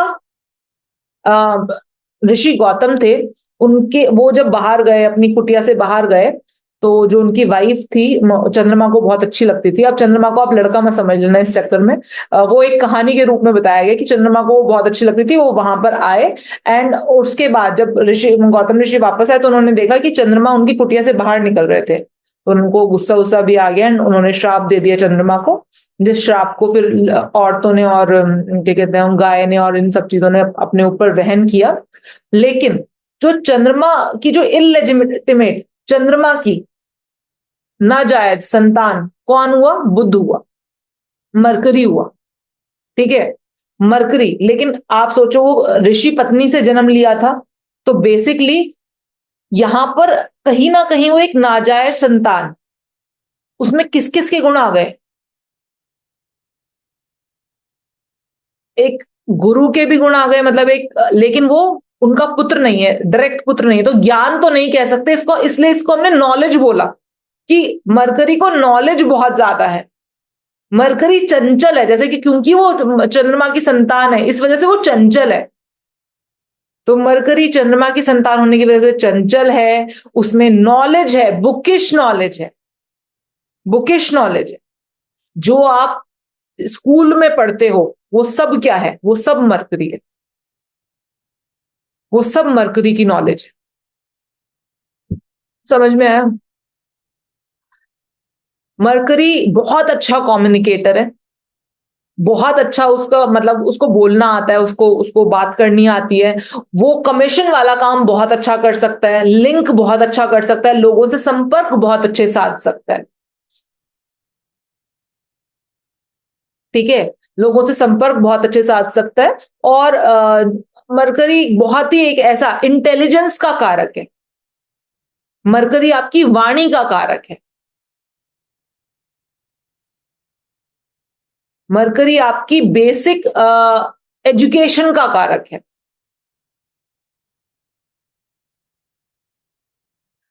मरकरी मार्स साथ में हो तो वाणी कैसी होती है? स्पीड ज्यादा होती है। मार्स स्पीड है, मार्स बहुत तेज है। ठीक है, तो मरकरी और मार्स जब बहुत क्लोज कंजंक्शन में आ जाए तो वाणी बहुत तेज हो जाती है, स्पीड में आ जाती है। मरकरी मार्स जब साथ में हो जाए तो ऐसे व्यक्ति की जो शिक्षा होती है वो बहुत ही, मतलब जो उसकी बेसिक जो स्कूल स्कूल की शिक्षा होती है, उसकी स्कूली शिक्षा, वो बहुत चैलेंजेस से भरी होती है। मरकरी मार्स अगर साथ में आ जाए तो, मतलब अगर आप उस व्यक्ति से ये पूछो ना तुम्हारी पढ़ाई कैसी थी, तो पढ़ाई के बारे में बात मत करो, I don't want to talk about it. ठीक है, मरकरी मार्स जब साथ में आ जाए, आप समझ रहे हो? तो mercury it's like benefic planet, बुद्धि है, मरकरी बुद्धि है। मरकरी मार्स साथ में हो तो बुद्धि बहुत तेज भी चलती है। लेकिन उसके बावजूद भी आपने कुछ लोगों को कहते हुए सुना होगा, हमारा बच्चा तेज तो है, हमारा बच्चे को बाकी चीजें तो सब बहुत जल्दी समझ में आ जाती है, पढ़ाई नहीं होती बस इससे, मरकरी मार्स का कॉम्बिनेशन होता है, पढ़ाई नहीं होती बस इससे। ठीक है, तो बेसिकली ये मरकरी है। उसके बाद आप बात करते हैं, आप वापस एक पापी ग्रह पर आ जाते हैं, हम मार्स के बारे में बात करते हैं जिसको पापी बोला गया। क्यों? कोई पाप नहीं किए इसने, लेकिन इसको पापी बोल दिया गया क्योंकि ऑब्वियस सी बात है, अबंडेंस ऑफ एनर्जी है, अबंडेंस ऑफ एनर्जी, इतनी एनर्जी की इससे खुद नहीं संभलती। मंगल ग्रह से अपनी एनर्जी खुद नहीं संभाली जा रही थी, इस वजह से शिव जी के रुद्र अवतार हनुमान जी को जन्म लेकर लेना पड़ा उस एनर्जी को वहन करने के लिए। हनुमान जी मंगल नहीं है, वो मंगल जैसे प्रचंड, मतलब जिस एनर्जी को इस दुनिया में और कोई नहीं संभाल सकता था, उस एनर्जी को कंट्रोल करने वाली एनर्जी है हनुमान जी। हनुमान जी खुद मंगल नहीं है, माइंड माय वर्ड्स। कई बार हम लोग को ये लगता है मंगल का मतलब हनुमान जी, मतलब मंगल ग्रह एक ऐसा ग्रह जिसका जिसकी एनर्जी काबू में नहीं हो रही थी। आग का गोला, सबसे ज्यादा ताकतवर, सबसे ज्यादा खतरनाक, सबसे ज्यादा यू नो विध्वंस कर देने वाला कौन सा ग्रह है? मंगल। उसकी शक्ति को काबू करने वाले कौन है? हनुमान जी। तो हनुमान जी उस एनर्जी फॉर्म का नाम है, उस एनर्जी का नाम है हनुमान जी, जो इस मंगल ग्रह की ताकत को, इस मंगल ग्रह की एनर्जी को काबू करने की क्षमता रखते हैं। मंगल ग्रह, मंगल, अब हम आदमियों की तरह पढ़ रहे हैं ना हर प्लैनेट को। मंगल कैसा है? मंगल है बहुत गुस्सा आता है क्योंकि एनर्जी हद से ज्यादा है, हद से ज्यादा एनर्जी है, इतनी एनर्जी जिसकी कोई पराकाष्ठा नहीं। तो अब जिसके अंदर एनर्जी बहुत ज्यादा होगी, फास्ट तो वो है, लेकिन उसको गुस्सा भी ज्यादा आएगा, आएगा कि नहीं आएगा? गुस्सा भी ज्यादा आएगा वो। लेकिन मंगल ग्रह, मंगल ना हो, मंगल वाले लोग ना हो, तो हमें प्रोटेक्शन नहीं मिल सकती है। मंगल प्रोटेक्शन का कारक है, मंगल प्रोटेक्शन भी देता है। मंगल आग है, सिंपल सी बात है, मंगल आग है। आप मंगल को आग समझो। आग आपके लिए जरूरी है कि नहीं है? बस इतना बता दो कि आग आपके लिए जरूरी है कि नहीं है? बहुत जरूरी है, खाना बनाते हैं रोज, अगर नहीं खाएंगे तो मर जाएंगे। आपका जीवन चला रही है, लेकिन अगर बेकाबू हो जाए तो जला के राख कर देगी, तबाह कर देगी सब कुछ, है ना? काबू में है तो आपका जीवन चला रही है, और बेकाबू हो जाए तो जीवन समाप्त कर सकने की भी ताकत है उसमें। आपको चला रही है, आपको जला भी सकती है। तो ये मंगल वो आग है, इस वजह से इसको पापी ग्रह बोला गया, क्योंकि एक ऐसी जो एक रिस्की प्लैनेट है। मंगल की एनर्जी जब होती है बहुत ज्यादा, तो ऐसे व्यक्ति को फिजिकल एक्सरसाइज करने के लिए सलाह दी ही दी जाती है, हर हाल में उसको बोला जाता है कि भैया तुम फिजिकल एक्सरसाइज करो, अदरवाइज ये तुम्हारी जो मंगल की एनर्जी बहुत ज्यादा है ना, ये तुम्हें ही जला के तबाह कर देगी। मंगल की एनर्जी इतनी ज्यादा हो जाती है एट टाइम्स। जितने भी आर्मी के लोग होते हैं और जो पुलिस में जो लोग होते हैं, वो सब मंगल ग्रह से कहीं ना कहीं काफी ज्यादा इनके ऊपर मंगल ग्रह की मतलब ये एनर्जी लिए होते हैं मंगल ग्रह की। ठीक है ना? मंगल ग्रह, अच्छा मैंने बोल दिया आर्मी के जो लोग होते हैं वो भी मंगल ग्रह की होते हैं। आपको पता है टेररिस्ट भी मंगल ग्रह से ही होते हैं, मतलब मंगल ग्रह से नहीं होते, मतलब मंगल ग्रह की एनर्जी होती है टेररिस्ट में भी। क्योंकि आपको लगता होगा कि अरे आर्मी वाले लोग कितने अच्छे हैं, बहुत बढ़िया हैं, I also know admire them like anything. लेकिन जो टेररिस्ट है ना, वो भी अपने मन में बुरा सोच के नहीं कर रहे। वो भी ये नहीं सोच रहे कि हम तो बुरा कर रहे हैं, वो सोच रहे हैं हम अपने लोगों के लिए बहुत अच्छा कर रहे हैं। आर्मी वाले क्या सोच रहे हैं? हम अपने देश के लिए बहुत अच्छा कर रहे हैं, वो अपने देश के लिए मर मिटने को तैयार है।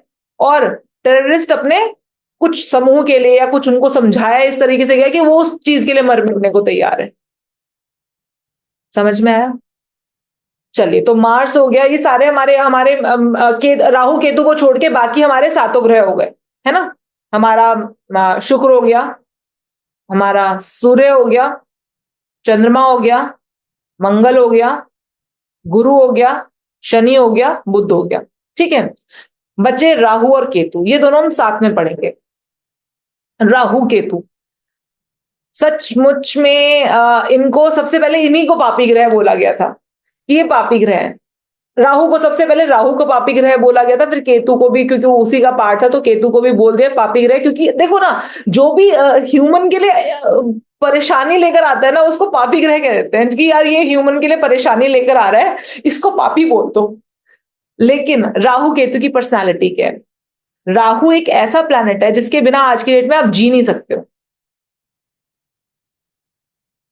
कोई आप लोगों में से कोई भी एक हफ्ता अपने मोबाइल के बिना रह जाएगा? कोई भी? हाँ ना तो करो आप लोग।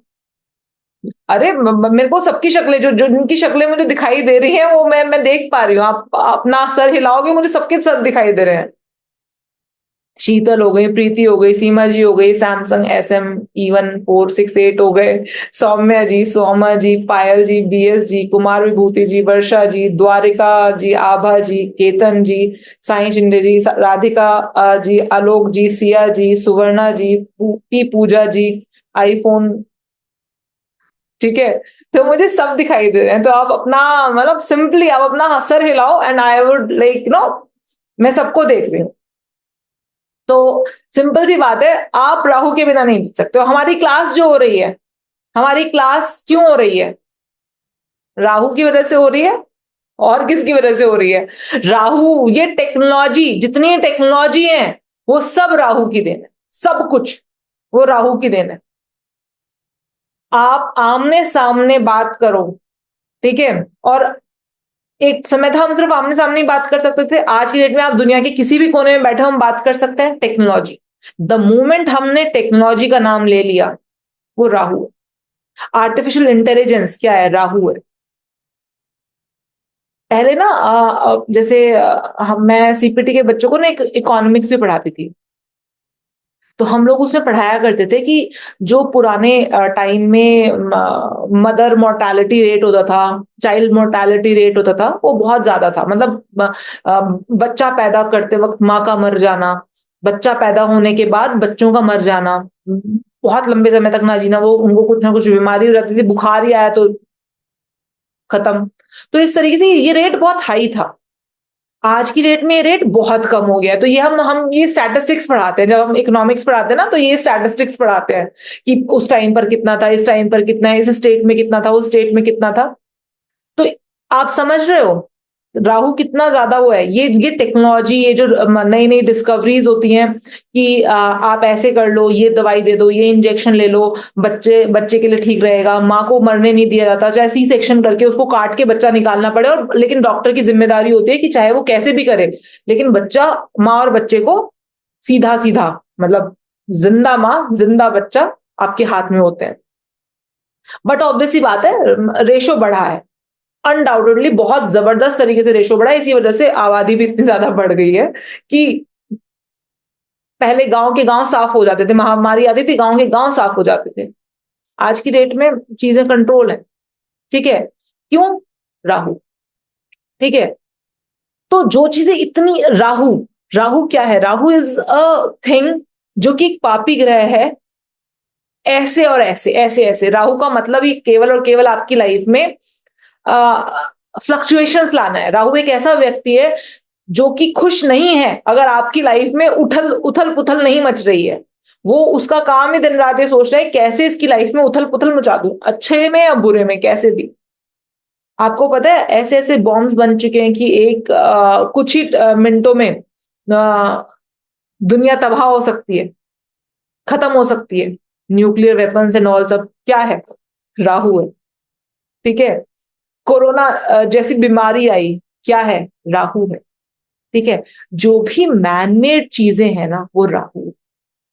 लाइफ को उथल पुथल, ऊपर नीचे, इधर उधर करना, राहु है। राहु अच्छा, आप मैं बोलूं आज की डेट में, आज हम कलयुग में रह रहे हैं, तो हम बिना राहु के भी नहीं रह सकते हैं, लेकिन राहु को हम कंप्लीटली एक अच्छा प्लैनेट नहीं कह सकते हैं, क्योंकि राहु का मतलब ही ups and down and huge ups and down है।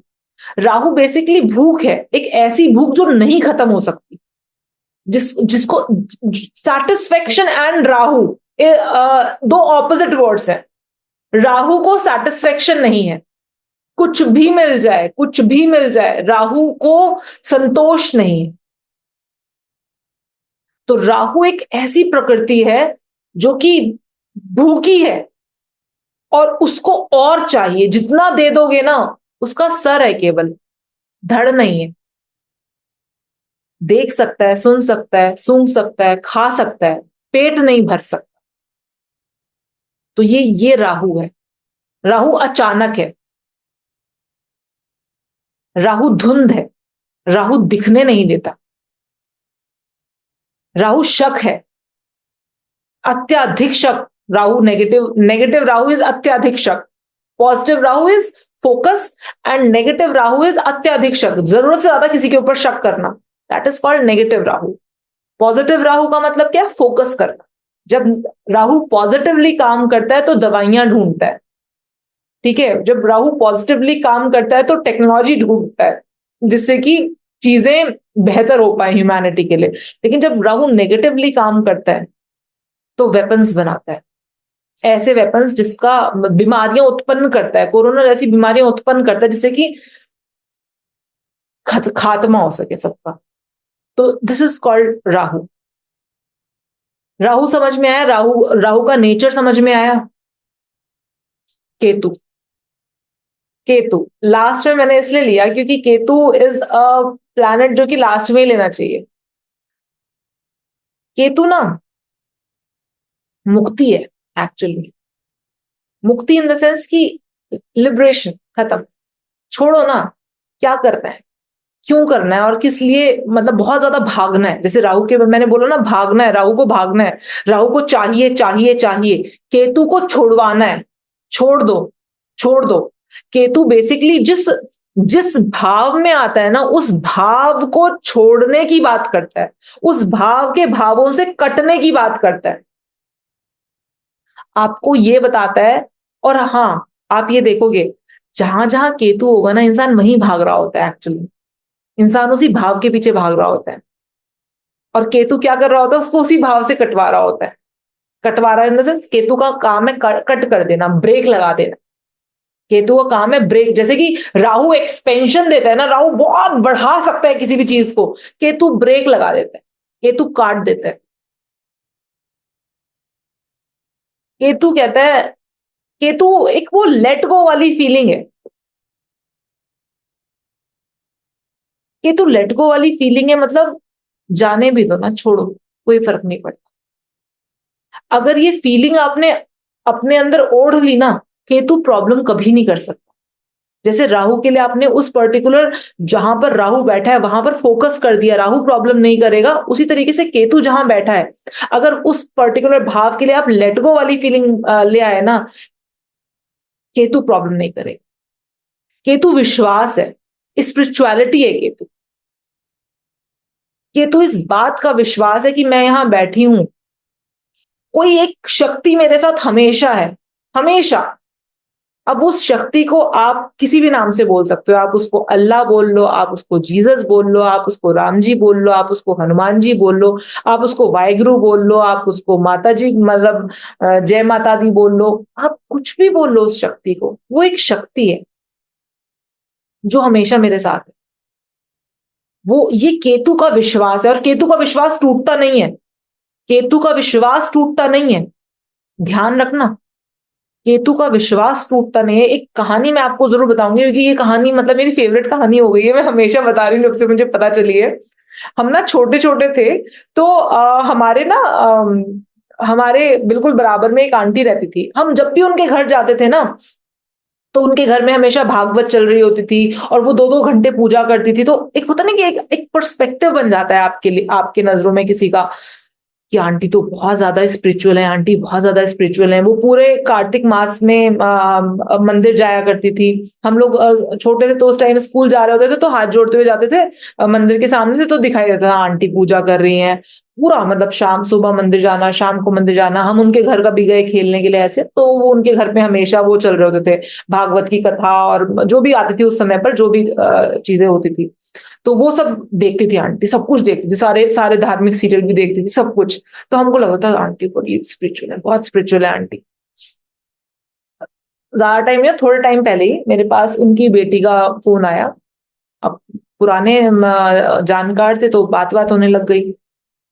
बोले, यार मम्मी की हालत बहुत खराब है। मैं, क्या हो गया आंटी को, सब ठीक?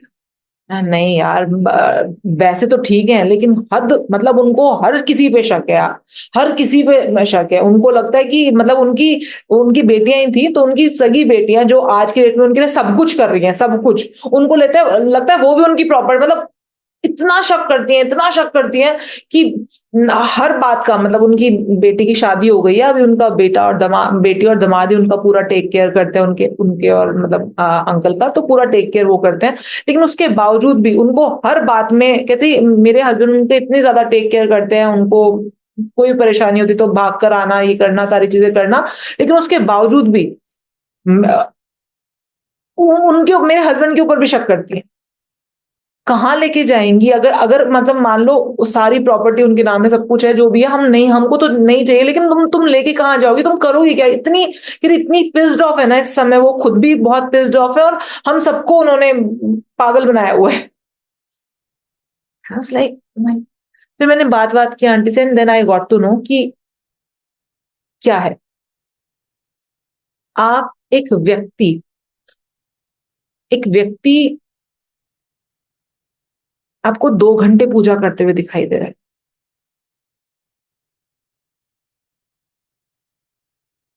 2 घंटे पूजा करते हुए दिखाई दे रहा है, वो स्पिरिचुअल है, ऐसा समझने की गलती मत कर। हो सकता है वो स्पिरिचुअल हो सकता है, लेकिन ऐसा भी हो सकता है कि वो बिल्कुल स्पिरिचुअल ना हो, वो सिर्फ एक डरा हुआ व्यक्ति हो सकता है वो एक डरा हुआ व्यक्ति हो, क्योंकि एक डरा हुआ व्यक्ति भी पूजा करता है। मैंने कहा है भी, एक डरा हुआ व्यक्ति भी पूजा करता है, उसको डर लग रहा होता है, मेरे साथ ऐसा ना हो जाए, मेरे साथ वैसा ना हो जाए, वो पूजा करता है, क्योंकि उसको उसने सुना होता है कि पूजा करने से मेरे सब कुछ अच्छा अच्छा होगा मेरे साथ। पर हो सकता है एक बहुत ज्यादा स्पिरिचुअल व्यक्ति आपको कभी पूजा करता हुआ ना दिखाई दे, हो सकता है, हो सकता है। क्योंकि जब हम स्पिरिचुअलिटी की बात करते हैं ना, स्पिरिचुअलिटी इज सिनोनिमस टू विश्वास।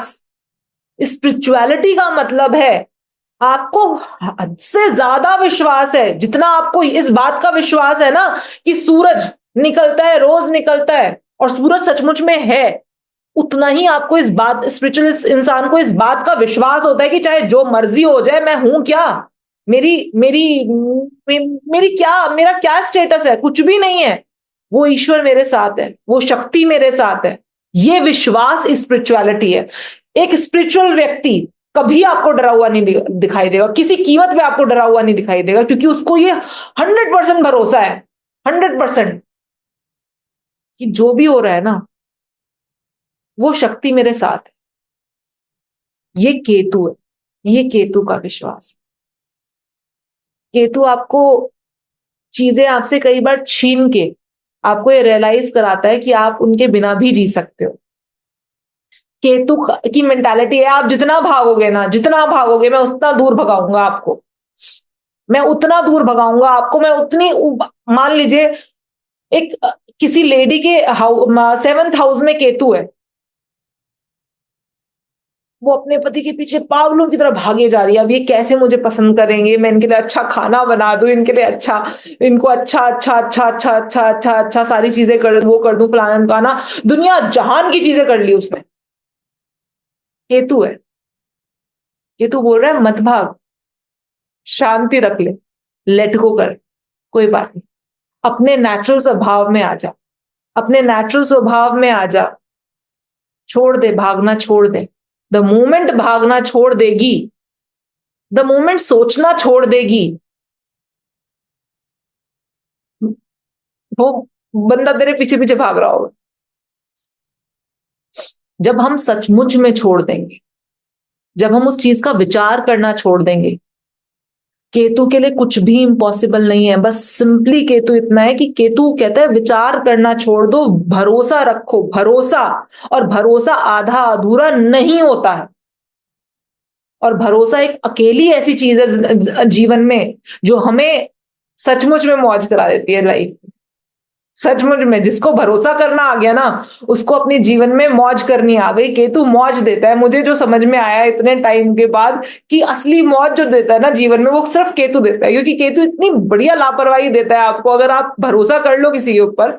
केतु क्या है बेसिकली, केतु का भरोसा कैसा है, एक बच्चे के जैसा है ना, कि जब एक बच्चे को उसका पिता या कोई भी उसका बड़ा जो जिसके ऊपर वो विश्वास करता है, पूरी तरीके से विश्वास करता है, उस बच्चे को ऐसे हवा में उछालता है जहां पर वो गिर भी सकता है, और गिरेगा तो ऐसा गिरेगा कि बहुत ही बुरा सा गिर जाएगा, कुछ भी टूट टाट सकता है। लेकिन बच्चा घबराता नहीं है, बल्कि हंसता है, मजा आता है उसको। जब वो उस हवा में उछल रहा होता है ना, उसको मजा आता है, क्योंकि उसको 100% भरोसा होता है कि जो आदमी उसे उछाल रहा है ना, उसको उसके ऊपर भरोसा है कि यार इसे गिरने नहीं देगा, चाहे जो मर्जी हो जाए गिरने नहीं देगा यार मुझे। उसे मजा आ रहा होता है। बेफिक्री, वो जो बेफिक्री है ना, वो केतु आपको दे सकता है, और केतु देता है। लेकिन प्रॉब्लम ये है हमारी कि हम बेफिक्र हो ही नहीं पाते हैं। हम उस विश्वास को, हम उस ईश्वर पर पूर्ण भरोसा कर ही नहीं पाते हैं। वही केतु समझाने के लिए, केतु जिस भी भाव में है ना आपके, आज मैं आपको एक चीज बहुत इंपॉर्टेंट सी बता देती हूँ। केतु जिस भी भाव में, आपने भाव पढ़ लिए कल सारे के सारे, पहला भाव, दूसरा भाव, तीसरा भाव, चौथा, पांचवा, छठा, सातवां, केतु जिस भी भाव में है ना, उस भाव की फिक्र छोड़ दो, उस भाव की कारक तत्वों के पीछे जाना छोड़ दो, मजे आ जाएंगे जिंदगी में। नहीं तो अगर भागते रहोगे, भागते रहोगे, भागते रहोगे, तो केतु छुड़वाता रहेगा, छुड़वाता रहेगा, छुड़वाता रहेगा, और फिर आप ढूंढते रहोगे किसी एस्ट्रोलॉजर को, किसी न्यूमरोलॉजिस्ट को, किसी वास्तु कंसल्टेंट को, कि भैया ये प्रॉब्लम है हमें। आप देखना, आप लोग जितने लोग प्रैक्टिस कर रहे हो ना इस समय एस्ट्रोलॉजी की, वो लोग देखना, आपके पास जो लोग आएंगे ना, वो आपके पास पता है कौन से लोग आएंगे, आप देखना, ज्यादातर लोग वो आएंगे, ज्यादातर प्रॉब्लम्स वो बोलेंगे आपको जहां पर केतु बैठा होगा। जिस भाव में उनके केतु बैठा होगा ना, उस भाव से रिलेटेड प्रॉब्लम वो जरूर बताएंगे। क्योंकि मैंने इतने सालों में जो देखा जाना यार, कि इंसान ये केतु के भाव के पीछे इतना भाग क्यों रहा है। इसके इसके सातवें भाव में केतु है, ये अपने स्पाउस के पीछे क्यों भाग रहा है इतना ज्यादा, कि मैं उसको वो कर लूं। इसके पांचवें भाव में केतु है, इसको बच्चा ही चाहिए हर हाल में। इसके पांचवें भाव में केतु है, और इसको चाहिए ही चाहिए, हर हाल में चाहिए इसको। क्यों चाहिए, छोड़ देना। क्योंकि केतु बेसिकली, आप सिंपली इतना समझो, केतु जिस भाव में होगा ना, वो भाव की चीजें ईश्वर ने बेसिकली हम सबको ना एक पैटर्न बनाकर भेजा है। आपको बोला है उस भाव की चीजें आपको मिल जाएंगी, हर हाल में मिल जाएंगी। टेंशन छोड़ दो। और आप उसकी टेंशन करते हो और वो आपको नहीं मिलती हैं, फिर आप भागते हो, फिर आप यहां वहां जाते हो। केतु ऑन फोर्थ हाउस, घर का सुख, घर का चैन, सुख चैन आराम चाहिए, चाहिए, चाहिए, स्ट्राइव कर रहे हैं, नहीं मिल पा रहा। केतु है, केतु कहता है आप भागो, मैं भगाऊंगा, मैं दिलवाऊंगा ही नहीं, मैं काट दूंगा, मैं कट कर दूंगा उस चीज को। और आप छोड़ के देखो, आप विश्वास करके देखो। केतु इज विश्वास, केतु स्पिरिचुअलिटी है। उस पर्टिकुलर चीज के बारे में स्पिरिचुअल होकर देखो, और स्पिरिचुअल होने का मतलब ही विश्वास है। ठीक है।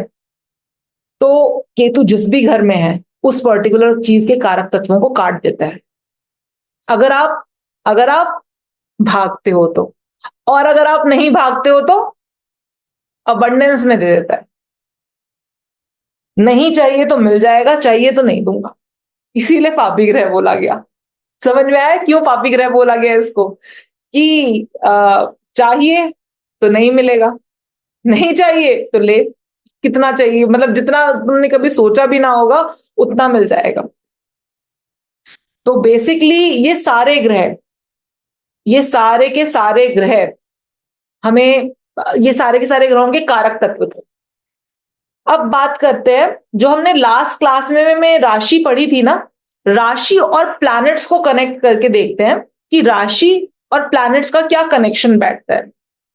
उसके बाद फिर हम कल की क्लास में करेंगे कि कौन सा घर में कौन से ग्रह आते हैं, कौन सी राशि आती है, कैसे हम हर प्लैनेट को पढ़े जाएंगे। Juhi ji correct, Ketu in 7th house. I know, बहुत कुंडलियां देखी है मैंने, आप, मैं लिटरली बता रही हूँ, मुझे पता है मुझे क्यों लगता है कि मैंने बहुत कुंडलियां देखी, क्योंकि एक होता है, एक बंदा होता है एस्ट्रोलॉजर, फिर वो एस्ट्रोलॉजर बनता है, फिर वो कुंडली देखता है, तो उसके पास हो सकता है जीवन में इतनी कुंडलियां आए एंड ऑल, सब कम आए ज्यादा आए, कितने लोग मिले, लेकिन मैं पहले एस्ट्रोलॉजर नहीं थी, मैं पहले थी एक सीए के बच्चों को पढ़ाने वाली टीचर। मैंने सीए कंप्लीट किया, सीएस कंप्लीट किया, and then I went on कि भाई अब बच्चों को पढ़ाना है, और एस्ट्रोलॉजी तो बचपन से ही पढ़ रही हूँ, सीख रही हूँ, नाना जी सिखा रहे थे। बनना तो एस्ट्रोलॉजर ही चाहती थी, लेकिन मम्मी पापा की प्रेशर की वजह से सीए सीएस करना पड़ा।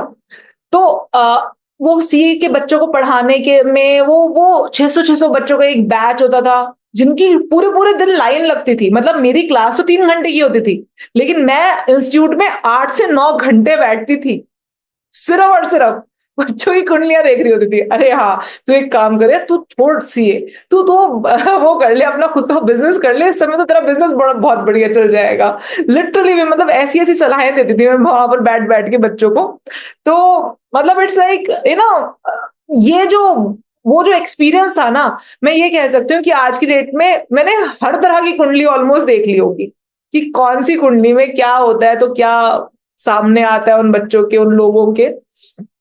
तो बेसिकली हाँ, Ketu in 7th house undoubtedly. और मैंने फिर एक चीज और देखी, इतनी सारी कुंडलीज देखने के बाद ना मैंने एक चीज और देखी, कोई भी कॉम्बिनेशन चैलेंजिंग नहीं होता, कोई भी कॉम्बिनेशन चैलेंजिंग नहीं होता। बस अगर थोड़ा सा अपनी सोच को स्ट्रीमलाइन करके गाइडेंस मिल जाए ना, जीवन में लिटरली में हमको सिर्फ वो गाइडेंस मिल जाए ना कि कौन सी राह पर चलना है, तो कोई चार्ट चैलेंजिंग नहीं है। बंदा आपकी बात मान ले, ठीक है, बंदा आपकी बात मान ले और उस पर्टिकुलर चीज को अपनी लाइफ में अडेयर कर ले, कोई चार्ट चैलेंजिंग नहीं। ठीक है जी, चलिए। कुमार विभूति जी ने हैंड रेज किया, आप कुछ पूछना चाहते हैं? हाँ जी बताइए, एक बार मैं आपको अनम्यूट कर लेती हूँ, बताइए। मैम, तो आपने केतु के बारे में बताया, जैसे कि केतु जिस घर में जाएगा उस चीज का, जो भी चीज है कि उस चीज को हम्म। आप सोचना नहीं है, मतलब कि उसके बारे में सोचो मत, जो चल रहा चलने दो। तो कहने का मतलब है, सपोज है कि 10th हाउस में है, चाहे आपने बोला 5th हाउस का है, कि बच्चे की फिक्र लगे रहेगी, तो क्या करना, क्या है बेसिकली, कि फिक्र ना करे या क्या करना है? आप किसी को मानते हैं, मतलब किसी भी उसको मानते हैं? अब आ, विश्वास तो है, फेथ है। विश्वास किस हाँ। किस में है? फेथ किस रूप में? उस एक एनर्जी तो वही है, सारी की सारी, सब सब, चाहे आप कुछ भी हम्म। कह लीजिए, एक ही एनर्जी है, जिसको हम बस अलग अलग रूपों में मान रहे हैं, ओके सर। है ना? तो आप उसको किस रूप में देखते हैं, बताइए। एक एनर्जी के रूप में, पावर। अरे बाबा, जैसे कि मैं बता देती हूँ कि मैं उस एनर्जी को हनुमान जी के रूप में देखती हूँ, बात खत्म। मैं तो ऐसा कुछ करता नहीं हूँ, लेकिन हाँ ठीक है, विश्वास मतलब है बस। किसी पे तो विश्वास होगा, कहीं तो विश्वास होगा, ये तो मत समझते होगे कि कोई तो है जो इस पूरी दुनिया को चला रहा है। ओके हाँ। ठीक है, तो जब वो चला रहा है तो उस पर्टिकुलर चीज के लिए उस पर विश्वास करके देख लो कि मेरे फिक्र करने से क्या हो जाएगा, जब मेरे काबू में मेरा खुद का अपना दिल नहीं है जो अपने आप चल रहा है। ऐसा तो नहीं है कि आप चला रहे हो, आप सोचते हो कि अरे सुन, अभी इस वाले घंटे में थोड़ा कम धड़कियो, अगले वाले में ज्यादा धड़क लियो, ऐसे तो नहीं करते ना। लिवर के जो फंक्शन है वो आप तो नहीं चला रहे ना, ठीक है ना। खून जो बह रहा है वो आपकी इच्छा से तो नहीं बह रहा ना, दिल आपकी नहीं। इच्छा से नहीं धड़क रहा ना। विश्वास या कह लो कि आपके हाथ में नहीं है ना। एक्चुअल बताऊं, सच बताऊं, पूरे सबका चीजों का क्रक्स ये है कि कुछ भी हाथ में नहीं। अगर एक चीज को ये मान लिया जाए ना, कुछ हाथ में नहीं है, बस इतना हाथ में कि हमारी चॉइसेस हमारे हाथ में, नहीं तो कि हम मैं अभी भी कंफ्यूज हूँ कि जैसे कि अब 10th हाउस में तो कर्मा का है, आपका खुद कर्मा का का क्या, है, अपना तो कर्म क्या करो, करना है? अपना कर्म करो, अपना कर्म करो। कर्मा का मतलब है अपना कर्म करो, लेकिन एक कर्मा जब हम कर्म करते हैं ना तो हमारे अंदर वो आ जाता है कि यार अब ईगो। बढ़ाएं कैसे इसको, इसको आगे कैसे लेके जाएं, इसको और इतना अच्छा कैसे कर दें। राहु मेंटालिटी मत अपनाओ। द मोमेंट आपने केतु मेंटालिटी अपना ली ना, केतु केतु क्या है, केतु बेसिकली विश्वास पे।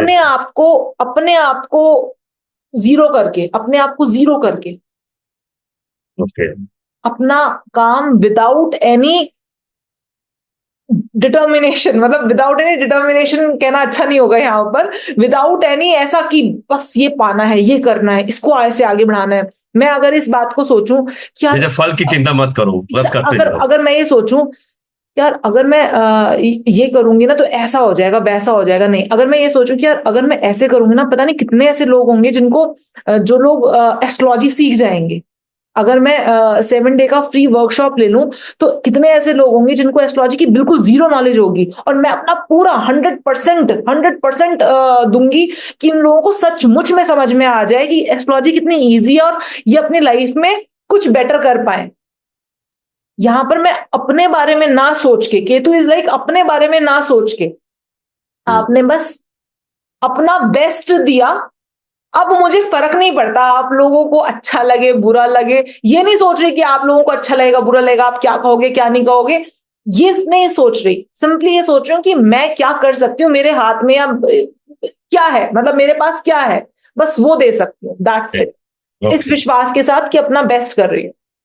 ठीक है ना। Thank you.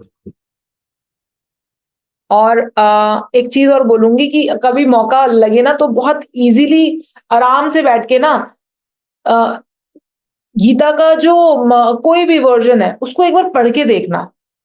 स्टार्टिंग स्टार्टिंग में आपको लगेगा कि चीजें ना समझ नहीं आ रही हैं, 4-5 बार जब पढ़ोगे और फिर जब ये केतु वाली चीजें उससे रिलेट करोगे तो रिलेट होंगी, चीजें रिलेट होती चली जाएंगी, and you will get the answers of many things. ठीक है, चलो वापस आ जाते हैं और अपने रिलेट करते हैं जो हमने कल पढ़ा था।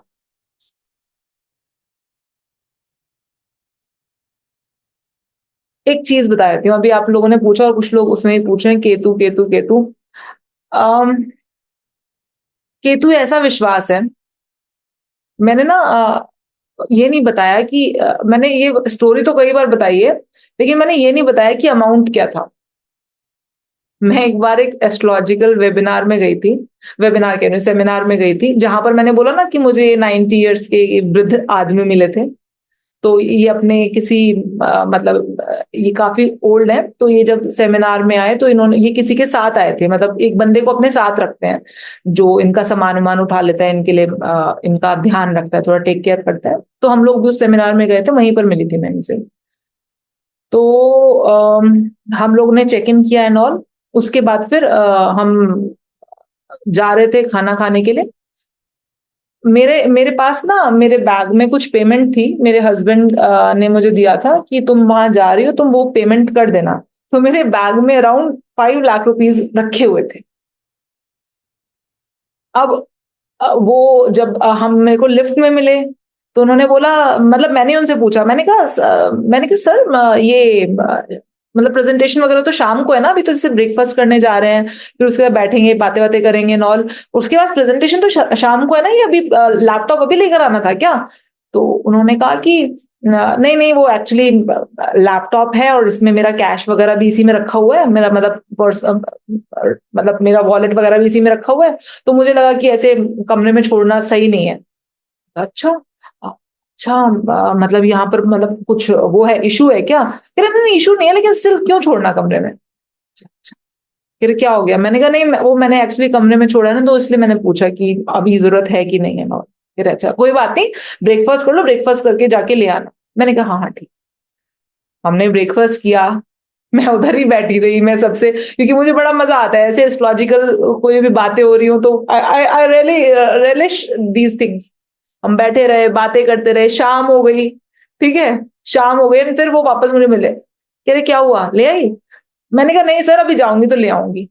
दिमाग खराब है तुम्हारा, मैंने बोला था जाओ जाके ले आना, फिर मैंने कहा सर क्या होना है, कौन ही ले जाएगा, और अगर ले भी गया तो जिसकी किस्मत का होगा वो ले भी जाएगा, अगर मेरे पास नहीं रहना होगा ना तो ऐसे तो मैं बाहर भी जा रही हूँ कहीं पर तो कोई मुझसे छीन के ले जाए, मैं कौन सा ऐसी कौन सी बाहुबली हूं मैं कि कोई मेरे से छीन के लेके जा सकता। जाना होगा तो जाएगा, नहीं जाना होगा तो नहीं जाएगा, अगर रहना होगा तो चाहे कहीं पड़ा रहे कोई फर्क नहीं पड़ता। एंड यू वोंट बिलीव, मतलब द थिंग इज कि मैं ऊपर गई, ठीक ही था, ऑब्वियसली बात है, कुछ हुआ नहीं, मेरी जनरली कोई चीज नहीं खोती, कोई चीज नहीं खोती है मेरी, कुछ हो जाए, कुछ हो जाए, दुनिया इधर की उधर हो जाए, मेरी कोई चीज नहीं खोती है। इट्स जस्ट दैट कि ये नहीं है कि मैं बड़ी महान हूं या जो है वो है, मेरे को ना एक बहुत बहुत बचपन से ही मेरे को एक बहुत ही अलग सा वो लगता है कि यार मैं हूं क्या, कुछ भी नहीं हूं, कुछ भी नहीं, या मेरे अंदर क्या कैपेबिलिटी है, कुछ भी कैपेबिलिटी नहीं है, एक चींटी भर की कैपेबिलिटी नहीं है मेरे अंदर, मैं क्या चीजों को संभालूंगी, मैं किसी और के हाथ में हूं, वो संभाल रहा है ना। जब एक बच्चा अपने माँ बाप के साथ जाता है तो वो चीजें नहीं संभालता, कौन चीजें संभालता है, उसके माता पिता चीजें संभालते हैं। तो मेरा मेरा जो मेरे जो मेरी जो हायर लेवल की एनर्जी है ना, हनुमान जी, वो चीजें, वो जितना संभाल सकते हैं या वो जितना चीजों को वो कर सकते हैं उतना मैं कभी नहीं कर सकती किसी भी चीज के लिए। तो अगर द मोमेंट मैंने ये अपने अंदर, मुझे ऐसा लगता है, इट्स नॉट मैं ये नहीं कह रही कि सबको ऐसा लगना चाहिए, और ये बड़ी अच्छी बात है, ये इस चीज के लिए मुझे बहुत गालियां सुनने को भी मिली हैं, और इस चीज के लिए मुझे बहुत ही बुराइयां भी सुनने को मिली है, मुझे बहुत कहा भी गया है कि ये तो बिल्कुल ऐसी है, ये तो घर फुकवा दे, ये तो घर में आग लगवा दे एंड सो ऑन, मतलब कि घर घर बर्बाद करवा दे, इसको तो फर्क नहीं पड़ता है, ये तो दरवाजा खुला छोड़ के सो जाए एंड ठीक है। लेकिन मुझे एक चीज समझ में आई कि ये जो असली रिलैक्सेशन है ना जिंदगी का, ये केतु ही दे सकता है। द मोमेंट आपने केतु को एक्सेप्ट कर लिया ना, केतु को अपना लिया, ये केतु ही दे सकता है। केतु विश्वास है, मुझे 100% विश्वास है कि कुछ गलत नहीं हो सकता, और जो होना होगा वो होके रहेगा, उसको कोई टाल नहीं सकता। तो खैर ये स्पिरिचुअल वाली बातों में चले गए जहां पर हमें नहीं जाना है, अभी हमें सिर्फ और सिर्फ उसमें आना है, वापस चलते हैं। चलिए, कल हम लोगों ने कुछ राशियां पढ़ी थी, ठीक है, आज हम लोग राशि से जोड़ेंगे। हर हर राशि को ना, हर राशि को एक प्लैनेट को दिया गया है, प्लैनेट को एक ऐसे संरक्षक बनाया गया है, एटलीस्ट दो राशियों का, सिर्फ सन और मून है जिनको केवल एक एक राशि मिली है, ठीक है। और राहु और केतु को कोई राशि नहीं दी गई है, क्योंकि राहु और केतु बेसिकली प्लैनेट्स हैं ही नहीं, राहु और केतु तो छाया ग्रह हैं, ठीक है, तो ये प्लैनेट्स नहीं है, तो इसलिए राहु और केतु को कोई राशि नहीं मिली है। लेकिन बाकी सारे जो 7 ग्रह हैं उनको कोई ना कोई राशि जरूर मिली है, सूर्य और चंद्रमा को केवल एक एक राशि मिली है। तो सबसे पहले बात करते हैं मार्स की। मार्स को 2 राशि दी गई है, एरीज, एरीज देखो, अब एरीज, हम लोग ना जब आप चार्ट देखोगे तो एक नंबर लिखा होगा चार्ट में, जब आप किसी का भी हॉरोस्कोप कुंडली देखोगे ना तो उसमें नंबर लिखे होंगे घरों में। तो हम क्या नंबर से क्या हम डिनोट करते हैं, राशि। अगर कहीं पर भी एक नंबर लिखा होगा तो इसका मतलब क्या है कि उस घर में एरीज राशि का माहौल है, उस घर में एरीज राशि का माहौल है, ठीक है। और अगर किसी घर में 8 नंबर लिखा होगा तो इसका मतलब क्या है, उस घर में स्कॉर्पियो राशि का माहौल है, स्कॉर्पियो राशि का माहौल है, ठीक है। तो मार्स को 2 राशि मिली है, एक मिली है एरीज और एक मिली है स्कॉर्पियो, ठीक है। देखो, मार्स को 2 राशि मिली है, इसका मतलब मार्स के ये राशियां, ये दोनों राशियां मार्स की हैं, इनके अंदर कुछ ना कुछ मार्स के ट्रेट्स होंगे। इन दोनों राशियों के अंदर हमने कल दोनों राशियां पढ़ी थी, एरीज मतलब तुरंत, फास्ट, एकदम से तुरंत चाहिए सोल्यूशन, एकदम तुरंत चाहिए, अभी के अभी चाहिए, जो चीज चाहिए अभी चाहिए, तेज है, एकदम फास्ट है, अब्रप्ट है, तुरंत बोल देगा, है ना, तुरंत बोल देगा। तो बेसिकली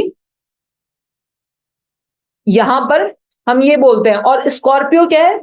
स्कॉर्पियो स्कॉर्पियो पैशनेट है, स्कॉर्पियो इंटेंस है, स्कॉर्पियो बहुत गहराई में जाना चाहता है। स्कॉर्पियो एरीज से डिफरेंट है। एरीज मुंहफट है, स्कॉर्पियो रुक के ये अपने अंदर चीजों को रखते हैं, ये चीजों को होल्ड करते हैं। ये एकदम से नहीं बोलते हैं, एकदम से मुंह पे नहीं बोल देंगे, मुंहफट नहीं है। लेकिन मार्स क्या है? मार्स एंगर है। एंगर दोनों राशियों में, चाहे एरीज हो चाहे स्कॉर्पियो। गुस्सा, एनर्जी, मार्स क्या है? मार्स एंगर है। शो नहीं हो रहा है, शो नहीं हो रहा है। अभी शो हो रहा है? शीतल जी अभी शो हो रहा है? बताइएगा चैट में।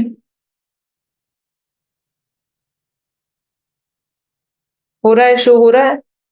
ओके, ग्रेट, हो रहा है, गुड। तो मार्स क्या है? मार्स एंगर है, मार्स एनर्जी है, मार्स बेसिकली फास्ट है। तो मार्स काइंड ऑफ हम ये कह सकते हैं कि मार्स बहुत ज्यादा, मार्स की एनर्जी दोनों में होगी, लेकिन ये जो एनर्जी है ना, इसको एरीज अलग तरीके से यूज करेगा और स्कॉर्पियो अलग तरीके से यूज करेगा। एरीज का जो तत्व है ना, हर चीज के ना कुछ तत्व होते हैं, एलिमेंट होते हैं, एलिमेंट कह सकते हो आप, तत्व कह सकते हो। तो एरीज का जो तत्व है ना वही फायरी है ना, एरीज का तत्व फायरी है। और स्कॉर्पियो का जो तत्व है, स्कॉर्पियो का जो एलिमेंट है, जो तत्व है, वो वाटरी है।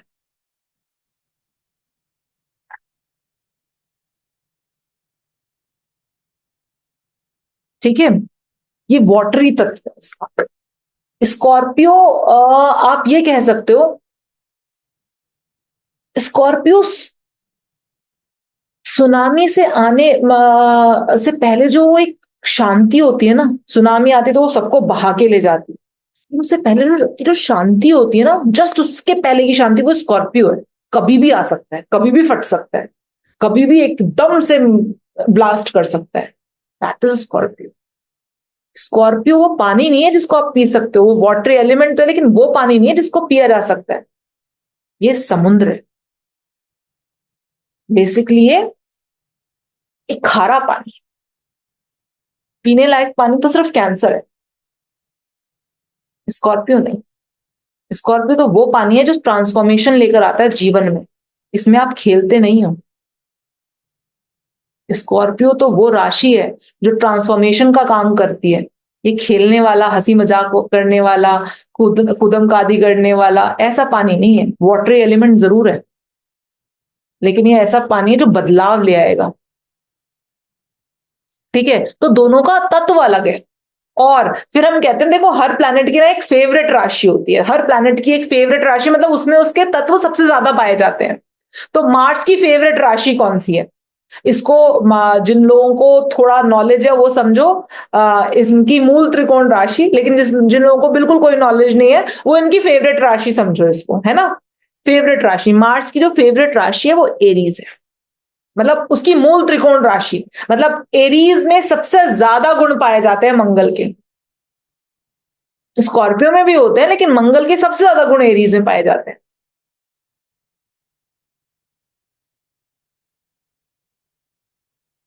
ठीक है,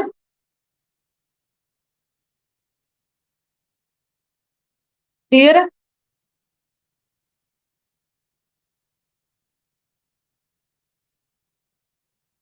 चलिए आगे चलते हैं, अब बात करते हैं वीनस की। वीनस के पास भी दो राशि है, एक है टॉरस और एक है लिब्रा। टॉरस को 2 नंबर राशि कहते हैं और लिब्रा को 7 नंबर, मतलब 7 नंबर से डिनोट करते हैं। जब भी आपके चार्ट में देखो 7 नंबर लिखा हुआ है तो लिब्रा है, और टॉरस मतलब 2 नंबर देखो तो टॉरस है। दोनों के अंदर ही आपको शुक्र के गुण मिलेंगे। ज्यादा किसके अंदर मिलेंगे? ज्यादा लिब्रा के अंदर मिलेंगे। तो मतलब वीनस की जो फेवरेट राशि है, मूल त्रिकोण राशि है, ठीक है,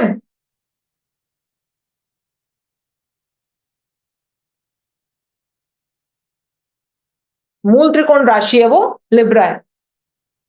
वीनस के ज्यादा गुण आपको लिब्रा में मिलेंगे। ठीक है, उसके बाद बात करते हैं मरकरी की। मरकरी के पास भी दो राशि है, एक है जेमिनाई और एक है वर्गो।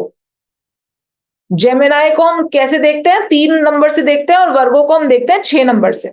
कहीं पर भी अगर कुंडली में 3 नंबर लिखा हुआ है तो वो जेमिनाई है, और कहीं पर भी अगर कुंडली में 6 नंबर लिखा हुआ है तो वो वर्गो है। ठीक है, तो मरकरी की मूल त्रिकोण राशि कौन सी है? मरकरी की मूल त्रिकोण राशि वर्गो है। ठीक है, उसके बाद बात करते हैं मून की, चंद्रमा की। चंद्रमा को एक ही राशि मिली है, चंद्रमा को एक ही राशि मिली है, वो है चौथी राशि कैंसर राशि, जिसका मूल स्वभाव है चंद्रमा के जैसा केयरिंग। और मून ने अपने सारे तत्व, सारे भाव, सब कुछ कैंसर राशि को दे रखे हैं। तो केयरिंग है, ऊपर नीचे है, एकदम राई का पहाड़ बनाने वाली है, कभी कभी पहाड़ जैसी बात को भी राई की तरह से कैसे निकाल देने वाली है। मूड स्विंग्स बहुत ज्यादा देखने को मिलते हैं इन राशि में, लेकिन चंद्रमा के पास केवल एक राशि है, वही उसकी मूल त्रिकोण है, वही उसकी फेवरेट है। भाई जिसका एक ही बच्चा हो तो उसका हो तो वही फेवरेट रहेगा। ठीक है, सूर्य। सूर्य की भी एक ही सूर्य को भी एक ही राशि का स्वामित्व मिला है, वो है लियो, शेर, जिसका साइन भी क्या है? सिंह, जिसको हिंदी में सिंह सिंह राशि भी बोलते हैं। राजा है, जंगल का राजा है सूर्य, उसको सिंह राशि का आधिपत्य करने के लिए मिला है। ठीक है, क्लियर है इतना? उसके बाद एक सेकेंड, इसको क्लियर कर देती हूं।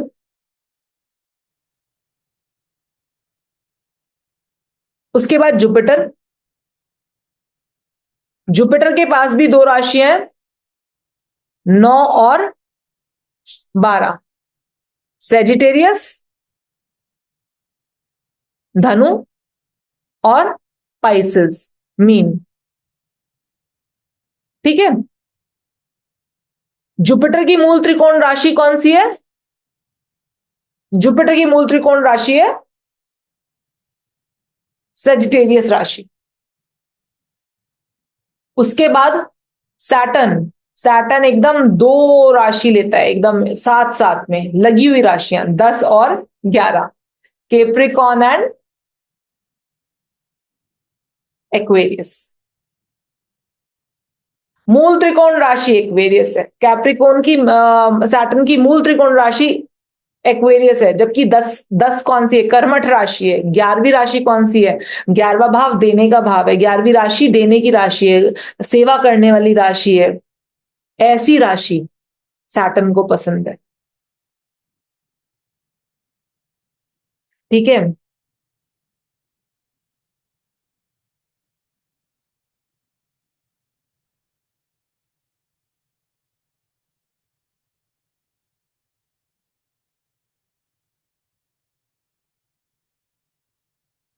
चलिए उसके बाद बात करते हैं। अभी हम लोगों ने हर तरह की, हर हर प्लैनेट की राशियां देखी और उनका वो सारी चीजें देखी। ये जो आपको मैंने आज लिखवाया है ना, इसको ना अपने साथ रखना, याद मत करो, धीरे धीरे अपने आप चीजें आ जाएंगी। बस इसको अपने साथ रखना, क्योंकि अब हम जो कल की क्लास में पढ़ेंगे ना, वहां पर ये सारी चीजें साथ में आपको एकदम याद नहीं रहेंगी, तो आप एकदम से कंफ्यूज जाओगे कि अरे ये क्या हो रहा है, कैसे हो रहा है, किस तरह से हो रहा है। बस आप इनको ना लिखी हुई रहेंगी आपके पास, आप अपने सामने इनको रखना। धीरे धीरे करके ये चीजें आपको अपने अंदर तक, मतलब आपको सोचने की जरूरत नहीं पड़ेगी, धीरे धीरे करके ये चीजें ऐसे अंदर बस जाएंगी। अभी इनको रटने की भी कोशिश मत करना, सिर्फ और सिर्फ कल की क्लास में इनको साथ रखना, अपने साथ पेज पर लिखी हुई रखना, कि अगर मैं बोलूं 3 नंबर लिखा हुआ है तो आपको सोचना ना पड़े जेमिनाई है। आपको अपने आप सामने देख लो, हाँ 3 नंबर जेमिनाई है। अच्छा जेमिनाई है, इसका लॉर्ड कौन है? जेमिनाई का लॉर्ड कौन है? मरकरी है, लिखा हुआ हो, सामने लिखा हुआ हो। ठीक है ना? तो आप ये सब चीजें जो है आपके पास लिख कर रखना, एंड देन हम कल की क्लास में हम ये पढ़ेंगे अब आगे कि कैसे, अब हम देखेंगे कि फर्स्ट हाउस को कैसे रीड करेंगे, क्योंकि अब हमें सब पता चल गया, फर्स्ट हाउस क्या होता है ये भी पता चल गया है, फर्स्ट हाउस के कारक तत्व भी पता चल गए कि फर्स्ट हाउस होता क्या है बेसिकली, हमें प्लैनेट्स पता चल चुके हैं, हमें राशि पता चल चुकी है। तो अब हम इन तीनों चीजों को मिला के कैसे पढ़ा जाता है हम ये देखेंगे कल। ठीक है, तो बेसिकली अब कल से स्टार्ट होगी हमारा मेन मुद्दा, कल से स्टार्ट होगा। अभी तक तो हम बेस तैयार कर रहे थे कि जिनको बिल्कुल कुछ भी नहीं आता एस्ट्रोलॉजी के बारे में वो समझ पाए कि बात किस चीज के बारे में चल रही है। तो ठीक है जी, गॉड ब्लेस यू, जय श्री राम।